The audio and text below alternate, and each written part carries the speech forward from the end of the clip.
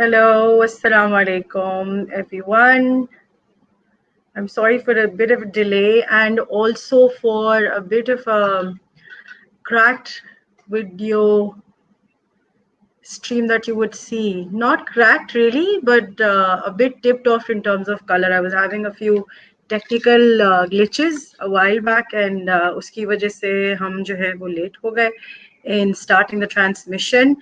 Assalamu alaikum, Mehwish. How are you? I hope you're well.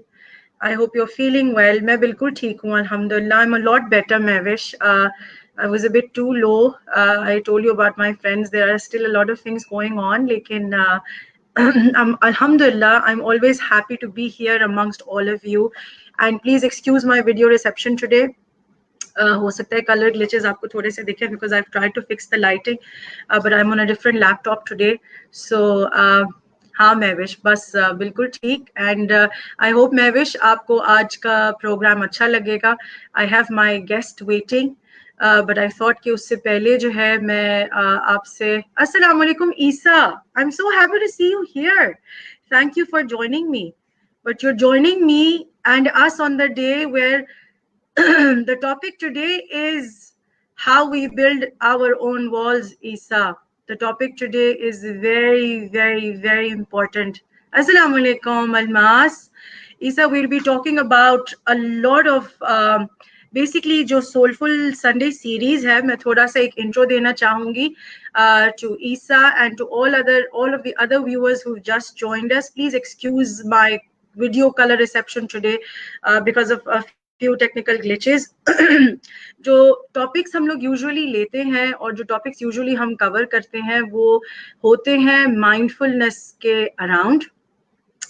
और जो poster हमेशा से लगता है वो हमेशा से उसी तरह का लगाया जाता है जो थोड़ा सा इंटाइज कर सके ऑडियंस को. तो हम लोग इमोशनल इंटेलिजेंस और emotional stability, emotional development, soulful development के इर्द गिर्द ही बात करते रहते हैं और माइंडफुलनेस उसका एक बहुत इंपॉर्टेंट फैक्टर है. तो आज हम जिन चीज़ों के बारे में बात करेंगे वो बड़ी कॉमन एलिमेंट्स हैं जो हम करते हैं और बड़ी कॉमन सी चीज़ें हैं जो हम करते हैं कि हम अपनी ही पर्सनालिटी के इर्द गिर्द, हम अपनी ही जिंदगी में सबसे बड़ा ब्लॉक कार्ड जो होता है ना किसी इंसान का, वो मैं अपनी जिंदगी के लिए अपना आप ही हूँ. ये है आज का टॉपिक और ये बड़ा क्लोज है to my heart. And also जिन गेस्ट को मैंने आज दोबारा बुलाया है to join us for the program, he is our international expert from the Cornell University USA. He is on the panel of mentoring hub, जो हमारे लिए बड़े ऑनर की बात है और हम उनसे बड़ी नई नई चीज़ें सीख रहे हैं. और सबसे अच्छी चीज़ जो हमें जिसकी खुशी है वो ये कि ज़ोएब के एडिशन के साथ हमारी फैमिली के अंदर हम ब्रिज कर सके हैं वो गैप जो हमने वादा किया है अपनी कम्युनिटी के साथ, और जो वादा हम कर चुके हैं अपने साथ कि हम थ्रू आउट आवर प्रोग्राम्स, और हम जो भी पब्लिक या प्राइवेट प्रोग्राम्स करते हैं या डायरेक्ट प्रोग्राम्स करते हैं, हम उनके थ्रू वो गैप ब्रिज करना चाहते हैं. वो गैप जो कि क्रिएट हो गया है, एक बबल सा क्रिएट हो गया है जिसमें सिर्फ वो लोग जिनकी एक्सेस है वो ही कुछ ज़बरदस्त से कंटेंट और ज़बरदस्त से एक्सपर्ट्स के साथ मिल बैठ पाते हैं और सब लोग नहीं कर पाते. So yes, that's the crack that we are trying to make, the positive crack that Mentoring Hub is trying to make. Yes, thank you so much, Isa. That will mean a million if you hang on and be with us until the end of our broadcast today.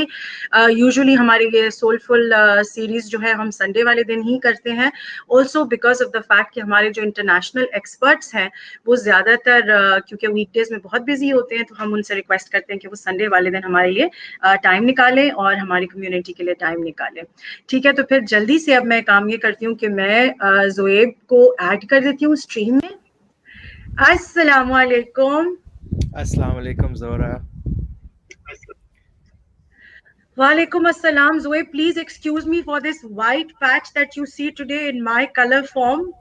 Apologies. नहीं, मुझे एक joke आया दिमाग में, अगर आपकी इजाजत हो. बताइए, जल्दी से बताइए. गोला गंडा दिमाग में आ रहा है. गोला गंडा, ग्रीन रेड येलो बड़े, क्योंकि मेरी स्क्रीन पे ना बहुत सारे कलर्स हैं, तो ये कि आपका जो बैकग्राउंड और जो है तो वो ना, तो अभी जब आप पता नहीं क्यों मेरे दिमाग में, क्योंकि अच्छा मुझे मिला नहीं है यहाँ पे, लगता है मेरे ख्याल में मुझे भूख लग रही है, मीठे का दिल चाह रहा है। नहीं, और लेकिन मैं आपको, अब मुझे समझ नहीं आ रहा कि मैं इसको कॉम्प्लीमेंट लूं या क्या लूं। नो नो लेकिन कॉम्प्लीमेंट है, इसलिए क्यों, लेकिन कलरफुल कलरफुल चीज जो है वो तो। लेकिन मैं ये देखिए, आप इससे मेरे सब्सिस्टेंस और रेजिलियंस का अंदाजा जरूर लगा सकेंगे Zoeb, and also the audience, कि मैंने इन एनी केस पोस्टपोन नहीं करना था। I was having some technical glitches with setting up, because I am on a different laptop today. So but मैंने कहा नहीं, less the fact, whatever, however white this seems, let's just get ahead with the program and let's नहीं नहीं, मुझे quickly बहुत get on अच्छा to लगा है, बहुत ही कलरफुल, क्योंकि देखिए जो कलरफुल चीजें होती है ना, उसका मतलब होता है कि स्पिरिट्स आर हाई, क्योंकि कलर्स बहुत बहुत कंट्रीब्यूट करते हैं हमारी लाइफ में। वरना अगर हम खाने से लेके, शॉपिंग से लेके, कपड़ों से लेके, अगर हर चीज एक ही कलर की होगी तो कपड़ा चीज तो वही करेगी अगर आप किसी प्रोडक्ट में भी जाते हैं या कोई मार्केट में। लेकिन कलर्स जो होते हैं वो आपको एक एक कहते हैं ना कि एक बताते हैं उस चीज के बारे में कि भाई कि क्या है, क्योंकि मार्केटिंग में तो वैसे भी थोड़ा सा ऑफ फील कर रहा हूँ कि जैसे हम लोगोस बनाते हैं मार्केटिंग में या चीजें करते हैं, तो रेड येलो के क्या मकसद होते हैं, किस, तो आज आपका एक बिल्कुल एक कलरफुल, जैसे आपने ब्राइट कलरफुल तरीके से लेट आप आई हैं जरूर, क्योंकि मैं बैठा हुआ था तो। लेकिन मैंने आज एक ऐसी चीज कर रहा था, मैं जब आप तैयारी करी थी, मैंने आज एक ऐसी चीज कर रहा था जिससे मेरी जो आपके थ्रू जो ऑडियंस है उससे अंदाजा कर ली कि मैं कितना बड़ा कराची वाला हूँ। अच्छा बताइए जल्दी से क्या कर मैं ये रहा था कि मैं बैठा हुआ, मैंने कहा मैं बाहर जब बैठा, क्योंकि मैं ये बाहर घर के बाहर आके बैठता हूँ ताकि बच्चे डिस्टर्ब ना करें, तो मैंने कहा कि अभी मेरे पास एक कहते हैं ना, कभी आपका एक दिमाग एक टाइम होता है जिसमें आप एक्सपेक्ट कर रहे थे कि मैं इस टाइम पे शुरू करें, कि नहीं, मुझे बफर टाइम मिल गया। और तो मेरा दिमाग एक तरफ एकदम से, मैं बैठा हुआ उमर शरीफ का ड्रामा देख रहा था यूट्यूब पे तो पुराना ड्रामा। तो आपका witty sense of the brain इस वक्त जो होगा वो काफी एक्टिव होगा, नहीं जोएब? नहीं, मैं बस ऐसे ही मैं बैठा था, मैं कहा चलो ऐसे, क्योंकि मैं कभी कभी जो है वो बिल्कुल जब दिमाग को ऐसी रिलैक्स करना हो, या कभी वैसे दूसरी चीजें भी देखता हूँ, लेकिन कहता ना, मैंने कराची वाला इसलिए कहा क्योंकि मेरे टाइम पे वो बकरा किस्तों पे पार्ट 1 पार्ट 2 पार्ट 3 जब इस तरह के ड्रामे थे तो ये अच्छे इंटरटेनिंग थे, तो आज मैं थोड़ा वो उसमें चला गया, तो आपके आज थोड़े लेट आने से मैं अपने आप को इंटरटेन कर रहा था थ्रू इस तरह, तो कोई बिल्कुल आई थिंक, लेकिन आई थिंक एक और आप लोगों के बड़ी, आप लोग आप वहाँ पे, मैं अभी मेरे बात हुई थी पाकिस्तान, तो गर्मी है बहुत ज्यादा, बहुत गर्मी है और मैंने स्वेटर पहनी हुई है, तो मैं सिर्फ ये आप सबको तंग कर रहा हूँ कि मेरी तरफ 12 डिग्री हो रहा है यहाँ पे, और मैंने जैकेट पहनी हुई है। पहले मैं टी शर्ट पहनी हुई थी अंदर से, मैंने समझा था कि नहीं मौसम सही होगा, लेकिन ठंडी हवा चल रही है और 12 डिग्री हो गया, तो इसलिए तो खूब ठंडी हवाएं चल रही है, इसलिए अगर आपको हवा की आवाज आए तो उस वजह से, क्योंकि मैंने हेडसेट पहना हुआ है, तो लेकिन हवा की अगर तेजी से हवा गुजर रही है तो ठीक है, जबरदस्त। अच्छा Zoeb, the good thing is that our family and the community has started joining us. Mehwish has joined us, Mehwish Ayaz. Isa Allahwala has joined us. He's a very, very dear, close friend of mine. Zoeb, I'd like to mention him. We go real long back in terms of education also, and I'm really happy that he's joined us. Almas has joined us from Islamabad. Wajiha Arif says life is a colorful and beautiful space, just like butterflies. Thank you, Wajiha, for joining us. Acha, okay, and she says you're always looking beautiful. I'm going to read this comment out.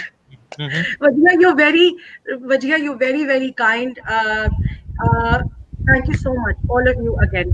Acha, without further ado, मैं जोएब, जिस वक्त आप waiting area में थे, मैं थोड़ा सा intro दे रही थी, और ईसा ने एक क्वेश्चन पूछा था, व्हाट्स द टॉपिक टुडे, तो मैंने उस पर बड़ा छोटा सा एक इनको स्निप दिया है अभी, कि हम जो रोड ब्लॉक्स होते हैं वो हम अपनी जिंदगी के अंदर, जो बड़े बड़े पहाड़ होते हैं जो अपने मिशन और विजन के आगे और गोल्स के आगे रखते हैं ना, तो वो तो मैं खुद ही हूँ। सबसे पहले मैं अपने हाथ खड़ा कर रही हूँ खुद से, I am being very honest. और जिस वक्त हम ये टॉपिक चूज कर रहे थे, और जब मेरी आपसे कॉन्वर्सेशन हुई थी last, thank you so much for all the time that you give to me and the team, वो यही बात हो रही थी कि from the last previous conversations that we had a beautiful conversation the last time where you were kind enough to help us identify. हमने identify करे थे learners, types of people, और हमने बहुत सारे characteristics की बात की थी, जिसके बाद मजा ये आया कि हम ये आइडेंटिफाई कर पा रहे थे कि कौन सा इंसान हमारी जिंदगी में किस टाइप का है, उसका लर्नर टाइप क्या है, तो उसका reception to a certain information और नॉलेज कैसा होता है, कैसा रिस्पॉन्स आता है, बहुत सारी चीजें हम और हमारे ऑडियंस सीख सके थे लास्ट टाइम। अब आज के लिए जो टॉपिक मैंने चूज किया वो इस वजह से भी कि मैं ये चाह रही थी ज़ोएब कि हम आज आपकी सुपर्ब एक्सपर्टीज के साथ, इस सुपर्ब रिकग्निशन एक्सपर्टीज के साथ, कि जिसमें when you are so brilliantly able to help people identify the kinds of characters and the kinds of people that are around them to make sure कि उनके साथ behavior, उनके साथ उनका reception, उनका learning curve, उनका training curve set करना easier हो जाता है। मैं ये चाह रही थी कि आज हम जिस चीज़ के बारे में, जिन चीज़ों के बारे में बात करें वो ये कि how as an individual हमारे लिए जब हम आइडेंटिफाई कर लेते हैं अपने आप को, ठीक है, आपने हमें मिलेनियल्स बताए थे, आपने हमें बेबी बूमर्स बताए थे, हमें आपने और भी बहुत सारे काइंड बताए थे, हमने जनरेशन एक्स के बारे में बात किया था, if I am not wrong, है ना ज़ोएब? हमने बात फोकस हमारा लास्ट टाइम जो था वो स्पेसिफिकली बेबी बूमर्स के बारे में था, और जो बेबी बूमर्स थे कोई किसी को याद है क्या मैंने कौन से साल बताए थे, अगर जो लास्ट टाइम हमारे साथ ज्वाइन किया था? क्विज क्वेश्चन मैं आपको मैं तो नहीं दे सकती मेरे साथ जवाब। नहीं मैं ऑप्शंस दे देता हूँ। चलिए क्विज है सबके लिए, हाँ टेस्ट होगा, सबका टेस्ट किया जाएगा। ठीक। तो ये कि बेबी बूमर्स की year of birth, option A हाँ 1940 to 1959 है, ठीक है। ऑप्शन बी, मैं दोबारा रिपीट करता हूँ, ऑप्शन ए 1940 to 1959 है, ऑप्शन ए, या 1945 to 1965 है,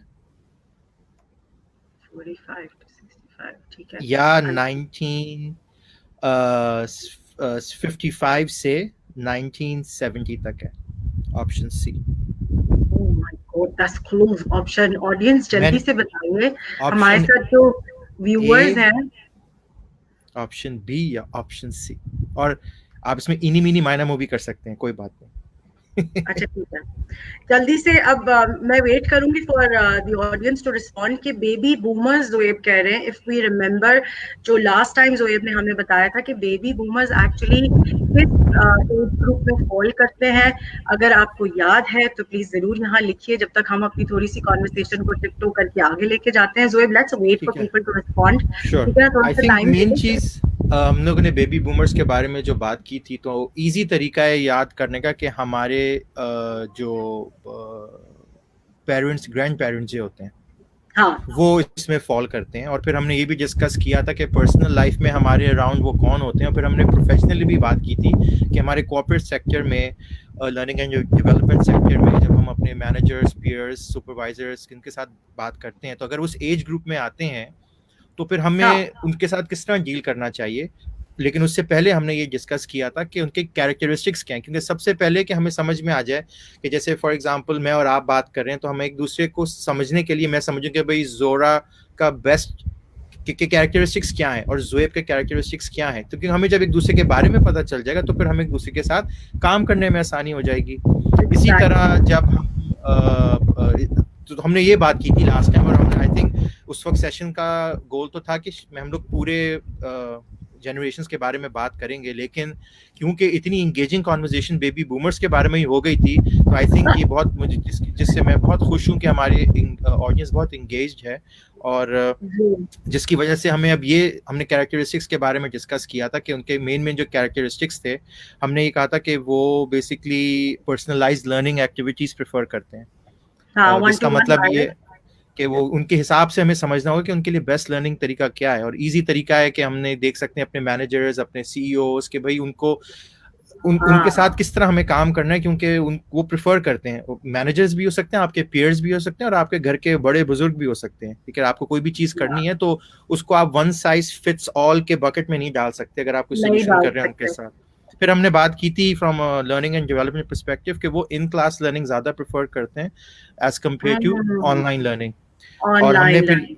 ये भी डिस्कस किया था कि वो इंडिपेंडेंट हैं, तो उसके लिए और तो ये अच्छी बात है, क्योंकि वो उसका मतलब ये है कि एक दफ़ा उनको चीज़ समझ में आ जाए। फॉर एग्जांपल अभी मैं जब मैं काम भी करता हूँ लोगों के साथ प्रोफेशनली, और जब मैं टीच भी करता हूँ, तो मेरे लिए जब भी मैं बेबी बूमर्स के साथ काम करता हूँ, तो मेन चीज़ एकेडमिकली मैं अगर एज अ फैकल्टी और वो मेरे स्टूडेंट्स हैं वो हो, या मैं as an administrative role as a director जब मैं उनके साथ काम कर रहा होता हूँ, मेरे मैनेजर्स ऊपर हों या मेरे पीयर्स हों या फैकल्टीज हों यूनिवर्सिटी में, हाँ तो वो उनके जो फोकस जो उनका होता है, स्टाइल जो होता है, वो समझना बड़ा हाँ, एक दफा समझ में आ जाए तो ये कि उनके साथ काम करना इजी हो जाता है। और उनको मैंने यही देखा है कि एक इजी हो दफा जाता है। इनिशियली वो केयर ज्यादा मांगते हैं, क्योंकि उनको हम अब जो चीजें उनको बताना चाह रहे हैं वो फौरन उनको क्लिक नहीं करेगी, लेकिन पर्सनलाइज लर्निंग पाथ अगर आप बनाते हैं तो यकीन माने, क्योंकि वो चीज़ नेक्स्ट कैरेक्टरिस्टिक में आ जाती है, क्योंकि वो है इंडिपेंडेंट।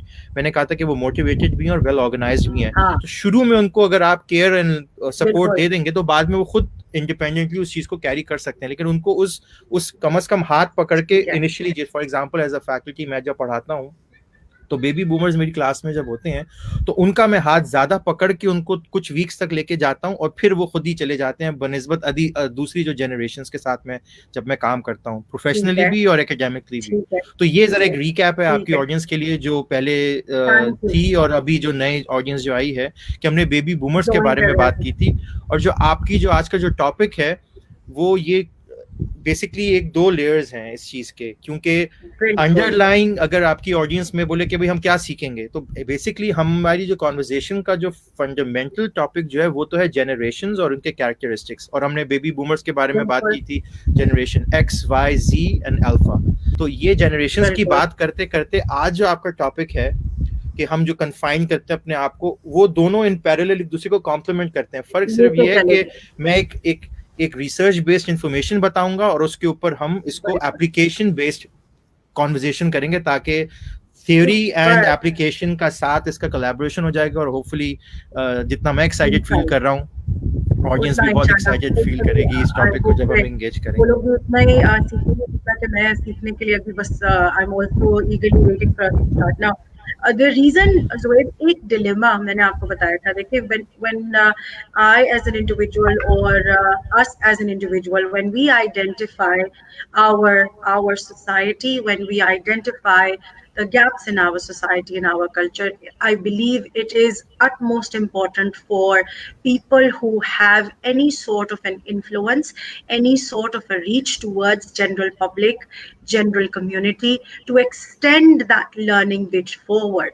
उसी चीज को दिमाग में रखते हुए एक सवाल जिसके वजह से मैंने ये टॉपिक आज का जो है वो थोड़ा सा रिवायर किया, वो इसी वजह से कि it is very commonly found कि जो लोग हैं, हम जैसे लोग हैं, बिल्कुल आम लोग हैं Zoeb, and I am talking about teenagers also, I'm talking about young adults, I'm talking about even people who are middle aged, जो अपने करियर के मिड लाइफ में आ चुके हैं, ठीक है ना, जिसको कहते हैं कि हम एक मैच्योरिटी टाइम पे आ जाते हैं, 18-20 इयर्स ऑफ करियर हो चुका है, ठीक है, या फिर 20-25 years as a housewife गुजार चुकी हैं और अचानक से वो चाहती हैं कि एंटरप्रेन्योरशिप का एक फैसेट ना टेक ओवर करें और कोई बिजनेस स्टार्ट करें, या फिर ऐसा कोई इंसान जोएब जो कि अपना प्रोफेशन चेंज करना चाह रहा है। कोविड की वजह से आपको पता है that there has been so much of change, हमने पहले भी बात किया था ना। और हम जब अपस्किलिंग की बात कर रहे हैं during this crisis that globally we are hit with, तो आप अग्री करेंगे कि इस वक्त हर एक को अपना स्किल डेवलपमेंट पे काम करने की जरूरत पड़ रही है ना, and everybody is wanting to latch on to something new, but something that would be a part of the new normal. तो उसी जाविये से what I सही। wanted to cover today was कि जो गैप मुझे दिख रहा है अपने आसपास और जो जब लोग रीच आउट कर रहे हैं मुझे, वो यही सवाल है जोएब कि what do we do हमने कोई एक विजन बनाया था, हमने ये गोल सेट किए थे, ठीक हो गया। अब वो गोल्स इस वक्त हमें नजर आ रहे हैं ब्लॉक्ड बिल्कुल, क्योंकि हम देख रहे हैं क्राइसिस आ गया है, चीजें स्टूप कर गई हैं, इकोनॉमीज आर बैडली हर्ट, हर जगह डायमेंशंस डायनामिक्स बिल्कुल बदल गए।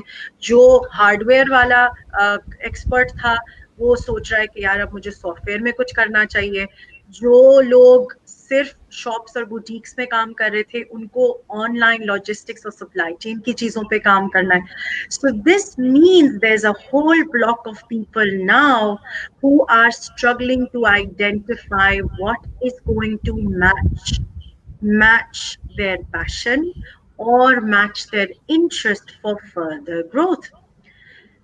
तो अब वहां पे मेरा सवाल जो है वो ये है कि भैया अब इस पॉइंट इन टाइम में जो है अगर हम ऐसी किसी सिचुएशन बोट के अंदर है, जो मैंने भी आपको बताया कि जो एक मिक्स्ड, मैंने आपको एक बॉक्स बता दिया कि भाई ठीक है ये बॉक्स है, अब इसके अंदर I want us to be able to today give people the tools to help them identify their types, one, two, so that they can themselves remove these roadblocks. ये roadblocks जो मैं बार बार कह रही हूँ, आप मुझे जरूर बताइएगा ज़ुएब और ऑडियंस भी कि आप लोग कितना अग्री करते हैं इस बारे में कि जब हम अपना विजन और मिशन सेट कर लेते हैं तो सबसे पहले सोचने वाला कि शायद ये ना हो, सामने वाला नहीं, मैं खुद ही होती हूँ। There've been a lot of times. आपके साथ हुआ है ऐसा ज़ुएब? बहुत ज्यादा होता है। आपने बड़ी ठंडी सांस भरी है, इसका मैं क्या मतलब समझू, क्योंकि मैंने तो बहुत दफा ये किया है अपने साथ। आप थोड़ा सा जरा इस पे बताइएगा, what do you do as have you ever come across this situations with yourself? बिल्कुल, आई थिंक पहले हम बैक ट्रैक चल के पूछते हैं, किसी का आंसर आया कि जनरेशन सॉरी बेबी बूमर्स की क्या मैंने years बताई थी। मेरे पास दो आंसर्स आए हैं, एक 65 ऑनवर्ड्स टू 75 शायद आपने बताए थे, और एक जवाब मेरे पास आया, मैं नाम नहीं बताऊंगी, विनर हम आखिर में बताएंगे। एक मेरे पास जवाब आया है 35 टू 50 का, आपने शायद एक ब्लॉग बताया था, 40 टू 59 का था मैंने। ओके ठीक है, तो ऑप्शन ये था वो 40 टू 59। तो हम इनको कॉन्सोलेशन प्राइज दे सकते हैं। तो जवाब बता दें अभी या नहीं? बता दे। ऑप्शन ए है 1940 टू 1959। ठीक है, तो अब बेबी बूमर्स को हमने याद रखना है कि 1940 टू 1959, कुछ कपल ऑफ इयर्स आगे पीछे होते हैं बेस्ड ऑन रिसर्च, लेकिन मैंने एवरेज आपको बता दिया कि आपको एक आइडिया रहे कि 1959 से तक के जो लोग जो पैदा हुए थे उनको बेबी बूमर्स कहा जाता है। और जब हम उनके बारे में सोचते हैं तो वो बेसिकली इमीडिएट फैमिली में हमारे पेरेंट्स से ग्रैंड पेरेंट्स हो सकते हैं, और फिर हमने एग्जीक्यूटिव्स, लीडर्स और सीनियर लीडर्स हो सकते हैं। अब आपकी जो बात थी उसके लिए आई थिंक हम अपने जनरेशन एक्स की तरफ भी जा सकते हैं, इसलिए क्योंकि हमारी जो ऑडियंस जो है, क्योंकि मैं जनरेशन एक्स हूँ और जनरेशन एक्स जो होती है वो उनकी जो बर्थ ईयर होती है वो होती है 1960 टू 1979। तो generation X as an alphabet X जो है उनकी है 1960 टू 1979। बिल्कुल मैं बॉर्डर पे हूँ उसके, ठीक है, जनरेशन एक्स के। अच्छा, आपने जो आज सवाल किया था तो उसके लिए पहले मैं उसी तरह स्ट्रैटेजी करूंगा कि जिस हमने लास्ट टाइम की थी, क्योंकि मैं अपनी ऑडियंस को एंगेज करना चाहता हूँ rather than just a lecture कि मैं बस आपको इन्फॉर्मेशन वन वे दे दूं और फिर परफेक्ट हो गया, नोट्स बना लें और खत्म बात नहीं। मैं चाह रहा हूँ कि हम एंगेज करें। तो बेसिकली अब जैसे मैंने आपको कहा कि मैं खुद जनरेशन एक्स हूँ और मैं इसमें 1960 टू 1979 में मैं फॉल करता हूँ। तो मैं ये नहीं चाहता कि हमारे ऑडियंस में से हमें कोई बताए कि वो हैं कि नहीं है, लेकिन मैं ये जरूर चाहूंगा, मैं अपनी स्टोरी से कुछ चीजें रिलेट करूंगा और फिर मैं चाहूंगा कि हमारी ऑडियंस बताए कि अगर वो उनमें से उसमें फॉल करती हैं तो वो उनके कैरेक्टरिस्टिक्स क्या क्या हैं, क्योंकि उसी बात से हम आपकी जो सवाल है ना उसकी तरफ भी चलेंगे। और इसी तरह हम, जैसे मैंने आपको ये 2 टियर्स चल रही हैं साथ साथ, एक एकेडमिक इन्फॉर्मेशन चल रही है और फिर आपका जो प्रैक्टिकल क्वेश्चन है, ताकि लोगों को एक समझ में आए कि वो आपने कहा ना कि टूल्स क्या होने चाहिए, हम अपने कन्फाइंड हो जाते हैं। तो कन्फाइंड में से बाहर निकलने के लिए सबसे पहले हमें आइडेंटिफाई करना पड़ेगा कि हमारी प्राइम कैरेक्टरिस्टिक्स क्या है। और वो कैरेक्टरिस्टिक्स जो मैं शेयर कर रहा हूँ वो बेस्ड ऑन रिसर्च है कि भाई जो बेबी बूमर्स होते हैं उनके नॉर्मल कैरेक्टरिस्टिक्स ये होते हैं, और जो जनरेशन एक्स की जो हम बात करें, एक्स मूवी जैसे एक्स मैन थी, एक्स मूवी, तो उसकी जो है 1960 टू 1979 की है। अब मैं उस टाइम पे, मैं कराची बॉर्न हूँ, और मेरे ज़माने में जब मुझे याद है कि उस वक्त नया नया पहले इतनी बड़ी, आई थिंक बचपनों में तो ऑब्वियसली उस वक्त पीटीवी था सिर्फ। हाँ मेरी मेरी जनरेशन में, क्योंकि हमारी बेबी बूमर्स के ज़माने में तो उससे पहले का ज़माना था जब रेडियो होता था, लेकिन जनरेशन एक्स के ज़माने में टीवी आना जो तब था, ब्लैक एंड वाइट टीवी था मुझे याद है, फिर उस थोड़ा थोड़ा कलर टीवी की तरफ भी हम आए, फिर कंप्यूटर उस वक्त आया था जब मैं आई थिंक ओ लेवल्स के टाइम पे था, मेरे ख्याल में ओ लेवल्स उस टाइम पे नया नया कंप्यूटर का आया था। इतने बड़े कंप्यूटर्स होते थे, इतनी बड़ी बड़ी फ्लॉपी डिस्क होती थी, इतनी बड़ी, लिटरली इतनी बड़ी, प्लेट की जितनी बड़ी डिस्क होती थी।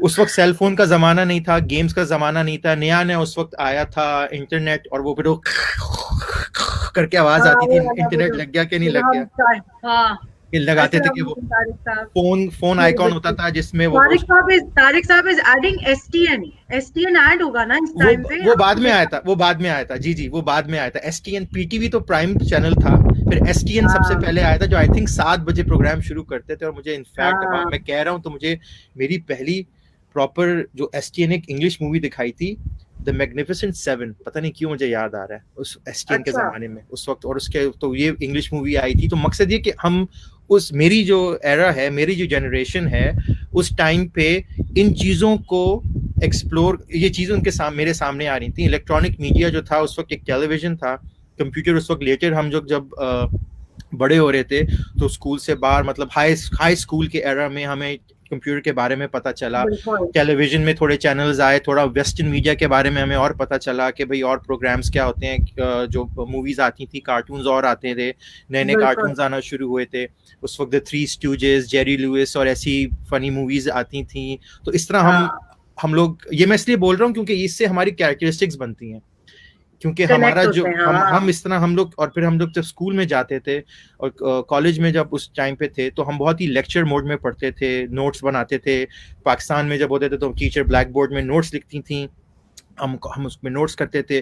ज़्यादातर जो हमारे जो लर्निंग असेसमेंट जो होती थी वो ज़्यादातर मेमोराइजेशन पे होती थी। exactly. और तो ये हमारा एक एरर था। फिर जब उसी टाइम पे जब मैं इंग्लैंड गया था तो मुझे याद है कि वो एरिक्सन के इतने बड़े बड़े सेलफोन आते थे कि आप अब के जमाने में तो इतना बड़ा, वो कहते हैं ना जूते का डिब्बा होता है, जितना बड़ा वो बॉक्स इतना भारी होता था। तो नया नया फोन आना शुरू हुआ था। मुझे अच्छी तरह याद है कि जब मैं इंग्लैंड आया था तो पहले तो मैंने वो एक पाउंड से अपनी घर फोन लगाया, तो जैसे ही मैंने फोन बूथ में डाला तो छक छक छक करके एकदम से विद इन फ्यू सेकंड्स ही वो कॉल खत्म हो गई थी। तो मुझे समझ में नहीं आया ये क्या हो रहा है। फिर सेल फोन का समझने लगा कि भाई सेल फोन से कैसे बात की जाएगी। उस वक्त नया नया मैसेंजर आया था, याहू मैसेंजर, MSN मैसेंजर, तो वो हमारा वही मोड था बात करने का। तो यही मैं एग्जांपल लास्ट टाइम दिया था, क्योंकि बेबी बूमर्स में जैसे मैंने अपनी अम्मी का एग्जांपल दिया था कि उस जमाने में फिर उन्होंने फिर बोला कि भाई फोन कॉल करना तो बहुत महंगा होता था उस जमाने में। मुझे अच्छी तरह याद है कि जब मेरी अम्मी अपनी अम्मी को कॉल लगाती थी कनाडा में, तो वो 3 मिनट की कॉल ऐसी होती थी जैसे वो 600 रुपए का होती थी कॉल शायद। और अम्मी कहती थी 3 मिनट जल्दी से नानी को सलाम करो, जल्दी से सलाम करो आके, जल्दी अम्मी कैसी हैं आप सब, कुछ 3 टूट कॉल खत्म। तो उस एरा में हम ग्रो किया हमने, जिसमें टेलीफोन करना इतना आसान नहीं था, ग्लोबल कनेक्शंस बहुत एक्सपेंसिव थी, और एरिक्स फोन जो थे वो हर किसी के पास नहीं था। और यूं हम करते रहे पढ़ाइयाँ, और फिर लेक्चर्स बहुत होते थे। तो ये मेरे कहने का मकसद ये है, क्योंकि इससे इन चीज़ों के थ्रू हमारे कैरेक्टरिस्टिक्स भी बिल्ड हुए। हाँ। जिसकी वजह से अब ये मैंने इसलिए सेट किया था कि मैं अब आपके ऑडियंस से पूछना चाहूँगा कि जब वो जैसे मैंने अपनी अपनी जो बात बताई है, कोई ऐसी चीज़ आपकी ऑडियंस जो अगर इस जनरेशन को बिलोंग करती है, या वो इस जनरेशन में किसी को जानते हैं जो जनरेशन एक्स है, जिस तरह हमने बात की थी बेबी बूमर्स के कैरेक्टरिस्टिक्स की, तो बिफोर के मैं बताऊं क्या आप लोग में से कोई बताना चाहेगा कि जनरेशन एक्स जो 1962 1979, तो वो बेसिकली हो सकते हैं ओल्डर पेरेंट्स, हो सकते हैं जो हम अपने 40s हाँ और 50s में हैं, जो हाँ 40s और 50s में जो हाँ लोग हैं, अभी ये हाँ वो हाँ। लोग हैं जो जनरेशन एक्स को ज्यादा बिलोंग करेंगे। तो मिलेनियल्स इसका इसके मतलब है बाद कि आते हैं, जो जनरेशन हाँ, वाई वाली बाद इसका में मतलब आते है, हैं। इसका मतलब है जोएब, इवन द कॉर्पोरेट्स में अगर मैं सोचूं सीनियर मैनेजर, है ना, डिपार्टमेंटल हेड, जो 40s 50s जो बहुत सीनियर, जो हाँ अगर जो बेबी बूमर्स, तो हमने कहा ना जैसे 70s 60 70s के एरा में अभी होंगे, एज ग्रुप वो में तो है होंगे। ना, वो तो खैर वी आर टॉकिंग अबाउट लेकिन ओल्डर। तो अभी जनरेशन एक्स में यूं समझेंगे आपके 40s 50s की रेंज में जो लोग हैं, शायद आप भी हो सकते हैं जो ऑडियंस में है, या आप किसी को जानते हैं, आपके फैमिली में हो सकते हैं, आपके काम में हो सकते हैं। अब मुझे आप उसके कैरेक्टरिस्टिक्स बताएं कि क्या आप उनको, किस तरह वो लोग सीखते हैं, किस तरह वो समझना चाहते हैं, वो जब कुछ सीखते हैं, जब आप सीखते हैं तो किस तरह सीखना पसंद करते हैं, किस तरह आप कर सकते हैं। तो कुछ अब आई थिंक कोई एग्जांपल शेयर करना चाहेगा तो मैं सीमा बहुत आप शेयर करना चाहती हैं? सीमा Zahid has joined us. She said her father was in the USA at the time that you were talking about Zoeb, and वो भी उसी तरह ही कॉल किया करते थे उनको। सीमा आप शेयर करें प्लीज काइंडली। जोएब जैसे चाह रहे हैं कि हम, Tariq Abbas Shah is saying meek, obedient and compliant. Tariq साहब, very very nicely put. Seema is saying curious, competitive and fast learners. Thank you, Seema, for the contribution. Brilliantly put. Don't you think so, Zoe?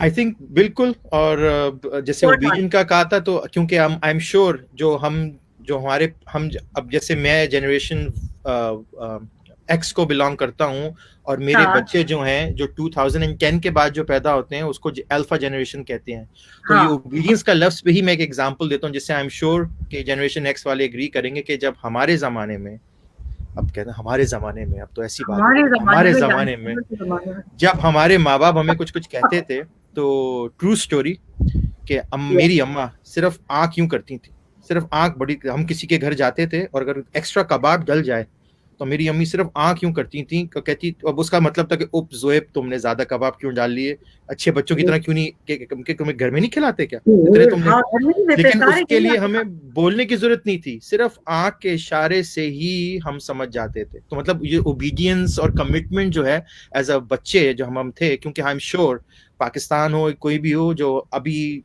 जो alpha generation जिसको हम कहते हैं, जिनके 2 साल 10 के बाद जो पैदा हुए हैं, हाँ जितना मैंने अपना पाकिस्तान, इंग्लैंड, कनाडा और ये ऑस्ट्रेलिया, स्कॉटलैंड में भी हैं कुछ, तो ये कि जहां से भी कि हम अब अगर मैं अगर अपने बच्चों को अगर आंख दिखाऊंगा उसका वो तो असर नहीं होता, वो नहीं आंख तो दिखाने वाला असर नहीं वो होता। कुछ और, वो अपना वो कुछ और देखना शुरू हो जाते हैं Zoeb. they don't really see us. We're invisible to them. तो वही तो मैं कह रहा हूँ। तो ये आई थिंक बहुत अच्छी कि आपने अभी सो फार कैरेक्टरिस्टिक्स बताई हैं, क्योंकि जनरेशन एक्स के बारे में जो आपने बोला था कि ये ओबीडियंट हैं, कमिटेड हैं, क्यूरियस हैं, फास्ट लर्नर्स हैं, और सीमा ने ऐड किया है एम्पैथेटिक, एम्पैथेटिक हैं, और उन्होंने गोइंग विद द रूल्स। हाँ, रूल्स जैसे फॉलो करने वाले गोइंग ना। With the rules. ये आई एम ग्लैड हाँ ये मेंशन किया। इसका मतलब ये है कि हमें, जब हम स्कूल में पढ़ते थे, कि हम में से कितने वो हैं जनरेशन एक्स जिसने हमारे टीचर्स के टीचिंग को कभी क्वेश्चन किया? कभी हमने किया? टीचर जो पढ़ाता था हम पढ़ते थे, जो होमवर्क देता था करते थे, सर बिल्कुल सही कह रहे हैं आप। ठीक है ना? Yes sir, yes sir. बिल्कुल बिल्कुल, ये ऐसे होते थे हम लोग। तो आई थिंक इस बात से हाँ ये भी प्रूव हो गया कि हम जो जनरेशन थे, हम उर्दू में क्या कहते हैं, लकीर के फकीर, कि भाई जो दे दिया उसी को फॉलो करेंगे। हाँ, तो एक तरीके से हम पेडागोजिकल कभी भी रूल्स बहुत पुराने थे ना। ट्रेडिशनल पेडागोजिकल मीन्स तो यही थे, वो उंगली कि भाई पकड़। हम उंगली पकड़ के यही असाइनमेंट होगी, इसी तरह आप सीखोगे, यही तरीका है, मेरा ही तरीका सही है। इंस्ट्रक्टर के, हम फैकल्टीज के, टीचर्स के तरीकों को करते थे, हम क्वेश्चन नहीं करते थे, और हमारे पेरेंट्स भी नहीं कभी क्वेश्चन करते थे। तो हम ये समझते थे कि वो जिस तरह पढ़ा रहे हैं वो ही तरीका है, लेकिन और कोई तरीका नहीं है। लेकिन उससे मैं फॉर एग्जाम्पल अपना पर्सनल एक्सपीरियंस शेयर करता हूँ। जब तक मैं पाकिस्तान में था, मुझे लगता था कि मैं एक एवरेज स्टूडेंट हूँ, क्योंकि असेसमेंट्स जो होती थी पाकिस्तान में वो बहुत मेमोरी बेस्ड होती थी। और मज़े का फैक्ट ये है कि मेरी वाइफ जो है मरियम, वो मेरी जब शादी हुई है तो मुझे पता चला कि वो फर्स्ट आती थी, और इनफैक्ट मेरे क्योंकि फादर इन लॉ जो थे वो कैप्टन है मर्चेंट नेवी में, अब रिटायर्ड हो गए हैं, तो मेरी वाइफ जो इतनी इंटेलिजेंट थी कि मेरी जो सास हैं वो सिर्फ उसका करिकुलम लेके शिप में उसको पढ़ा देती थी और वो आके एग्जाम देती थी, और वो फिर भी एक दफा तो ऐसा हुआ था कि वो फर्स्ट आ गई, तो स्कूल ने कहा कि हम इसको फर्स्ट इसलिए नहीं दे सकते क्योंकि क्लास में तो थी नहीं है ये, तो हम इसको जो फर्स्ट आई है तो उसको नहीं दे सकते, लेकिन हम उसको रिकग्नाइज जरूर कर लेंगे। तो इसका मतलब ये था कि लेकिन मैं तो इस तरह नहीं सीख सकता था कि मैंने मेमोराइज कर लिया कि फुल स्टॉप तक याद कर लो और जब डिक्टेशन होगी तो आपने लिखना होगा। क्लोज बुक असेसमेंट्स होती थी, इसका सवाल का जवाब याद करके आना, तो एप्लीकेशन बेस्ड सवाल कम होते थे, मेमोराइजेशन वाले सवाल आई एम श्योर सब इस बात से रिलेट कर पाएंगे कि ज्यादा होते थे। वो क्विजेज होते थे, वाइवाज होते थे, भाई बस आपको कहते हैं ना रट के जिसकी मेमोराइजेशन अच्छी होती थी। तो मैं समझता था कि मैं इस तरह नहीं सीख सकता था, तो मुझे हमेशा लगता था कि मैं एक एवरेज स्टूडेंट हूँ। लेकिन जब मैं बाहर आया तो मुझे पता चला कि नहीं, मैं ऐसा तो नहीं हूँ, मेरे तो ग्रेड शूट अप कर गए। तो मैं इसके बारे में और डिटेल में जाऊंगा, लेकिन क्योंकि हम जनरेशन एक्स की बात कर रहे हैं तो मैं सिर्फ ये इस बात को हाईलाइट करना चाहता था कि हम सुनते थे कि भाई इसी तरह सीखना है, इसी तरह पढ़ना है, क्वेश्चन ही करते थे। हमारा ही शायद कसूर हो सकता था, हमें ये लगता था, क्योंकि ये भी एक और मैं बात बोलूंगा कि नालायक कोई नहीं होता। आई रिपीट अगेन, नालायक कोई नहीं होता। आई रिपीट अगेन, नालायक कोई नहीं होता। हमें उसका लर्निंग, उसके कैरेक्टरिस्टिक्स अगर समझ में आ जाएं तो हम उसके थ्रू उसको लर्निंग जर्नी पे ले जा सकते हैं। लेकिन उसके लिए कि एक अलग डिस्कशन है कि एडमिनिस्ट्रेशन, फैकल्टीज के रिसोर्सेज, उनकी ट्रेनिंग्स और वो सब चीजें, लेकिन नालायक कोई नहीं होता। Agreed. तो ये तो आपने जो बात की थी ना कि क्वेश्चन और ये हम लोग फॉलो करते थे, तो आई थिंक इसमें यही जो मैंने जो बात की थी कि मेमोराइज करके सीखना था, और हम लोग समझते थे यही एक तरीका है। तो आई थिंक ग्रेट पॉइंट। और कोई लर्निंग का कोई शेयर करना चाहेगा, और कोई कैरेक्टरिस्टिक्स किसी के दिमाग में आ रहे हैं? कैरेक्टरिस्टिक्स तो मेरे ख्याल से आ रहे हैं, but Seema is also agreeing, Seema Zahid, that they never used to question their teachers and they had their queries in their minds but never challenged their elders. Exactly. Now अब यहाँ पे एक और बड़ी चीज जो है, जो मुझे हिट करती है, वो ये कि देखें, this is why I feel कि we do not have that usually this era, के जो लोग थे, जो जनरेशन एक्स के थे, जिसको कहते हैं critique element within the brain, wherein you are trained to, or perhaps you are in a situation that you would see the plus and the minus to an element. I feel was something that was not really there. इसका मतलब ये नहीं है कि जो generation उसके आगे आती है साइंटिफिकली, मैं ये बोलूंगी कि वो completely बिल्कुल फाइन है with their over the top criticism, लेकिन ये कि हाँ, मुझे लगता है कि उस जनरेशन एक्स के अंदर जो एक क्रिटिक एलिमेंट होती है ना, जो ब्रेन के अंदर डेवलप होती है, वो नहीं हो सकी। क्रिटिकल थिंकिंग आप जो कह रही है ना कि ये एक सब्जेक्ट अब बन गया है, एडवांस एजुकेशन में, कॉलेज में भी पढ़ाते हैं कि क्रिटिकल थिंकिंग।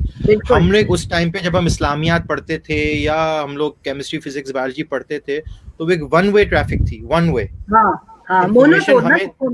हमें वन वे ट्रैफिक थी, वन वे तरीके से हमें दे दिया जाता था, हमें बता दिया जाता था कि हाँ तुम्हारी असेसमेंट इस तरह होगी और बस। तो यही चीज जब हम अपने जॉब्स पे भी जाते हैं, अब मैंने जैसे कहा ना कि 40s to 50s की एरा को हम देखते हैं, जब हम अब उनके साथ, ऐसे लोगों के साथ जब हम काम भी करते हैं, तो मेरे फॉर एग्जाम्पल एक अजीब सी बात कहूंगा, लेकिन I think practically corporate world में, कि मेरे अपने भाई से मैं बात कर रहा था पाकिस्तान में, वो बैंक में है, सोहेब नाम है उसका।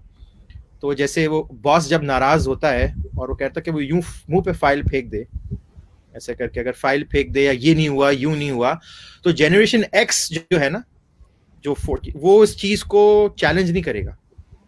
हाँ, क्योंकि वो उसी माइंडसेट से आ रहा है, ओबीडियंट हूँ, कंप्लायंट हूँ, मैं क्वेश्चन नहीं करूंगा, follow the yellow brick road, जैसे विजिट ऑफ ऑज में just follow the yellow brick road, जैसे तो वो चीज, ये जनरेशन उस चीज को ज्यादा हो सकता है, मैं जनरलाइज कर रहा हूँ, इसमें से एक्सेप्शन जरूर हो सकते हैं, लेकिन रिसर्च के बेसिस पे और कंपैरेटिव जो एक्सपीरियंस है उसको मिला के आप मैं बात कर रहा हूँ। तो क्वेश्चन यही है कि हम अपने कॉर्पोरेट वर्ल्ड में भी देखेंगे कि अगर ऐसे लोगों के साथ हम काम कर रहे हैं या उनके ऊपर जो काम कर रहे हैं, उनको कुछ दिया जा रहा है, कुछ पढ़ना है, कुछ जैसे आपने कहा ना प्रोफेशनल डेवलपमेंट, ट्रेनिंग, तो ये चीजें उनके कैरेक्टरिस्टिक्स की वजह से डिफर करेंगी, जो हम आगे ठीक है, जनरेशंस के बारे में बात करेंगे।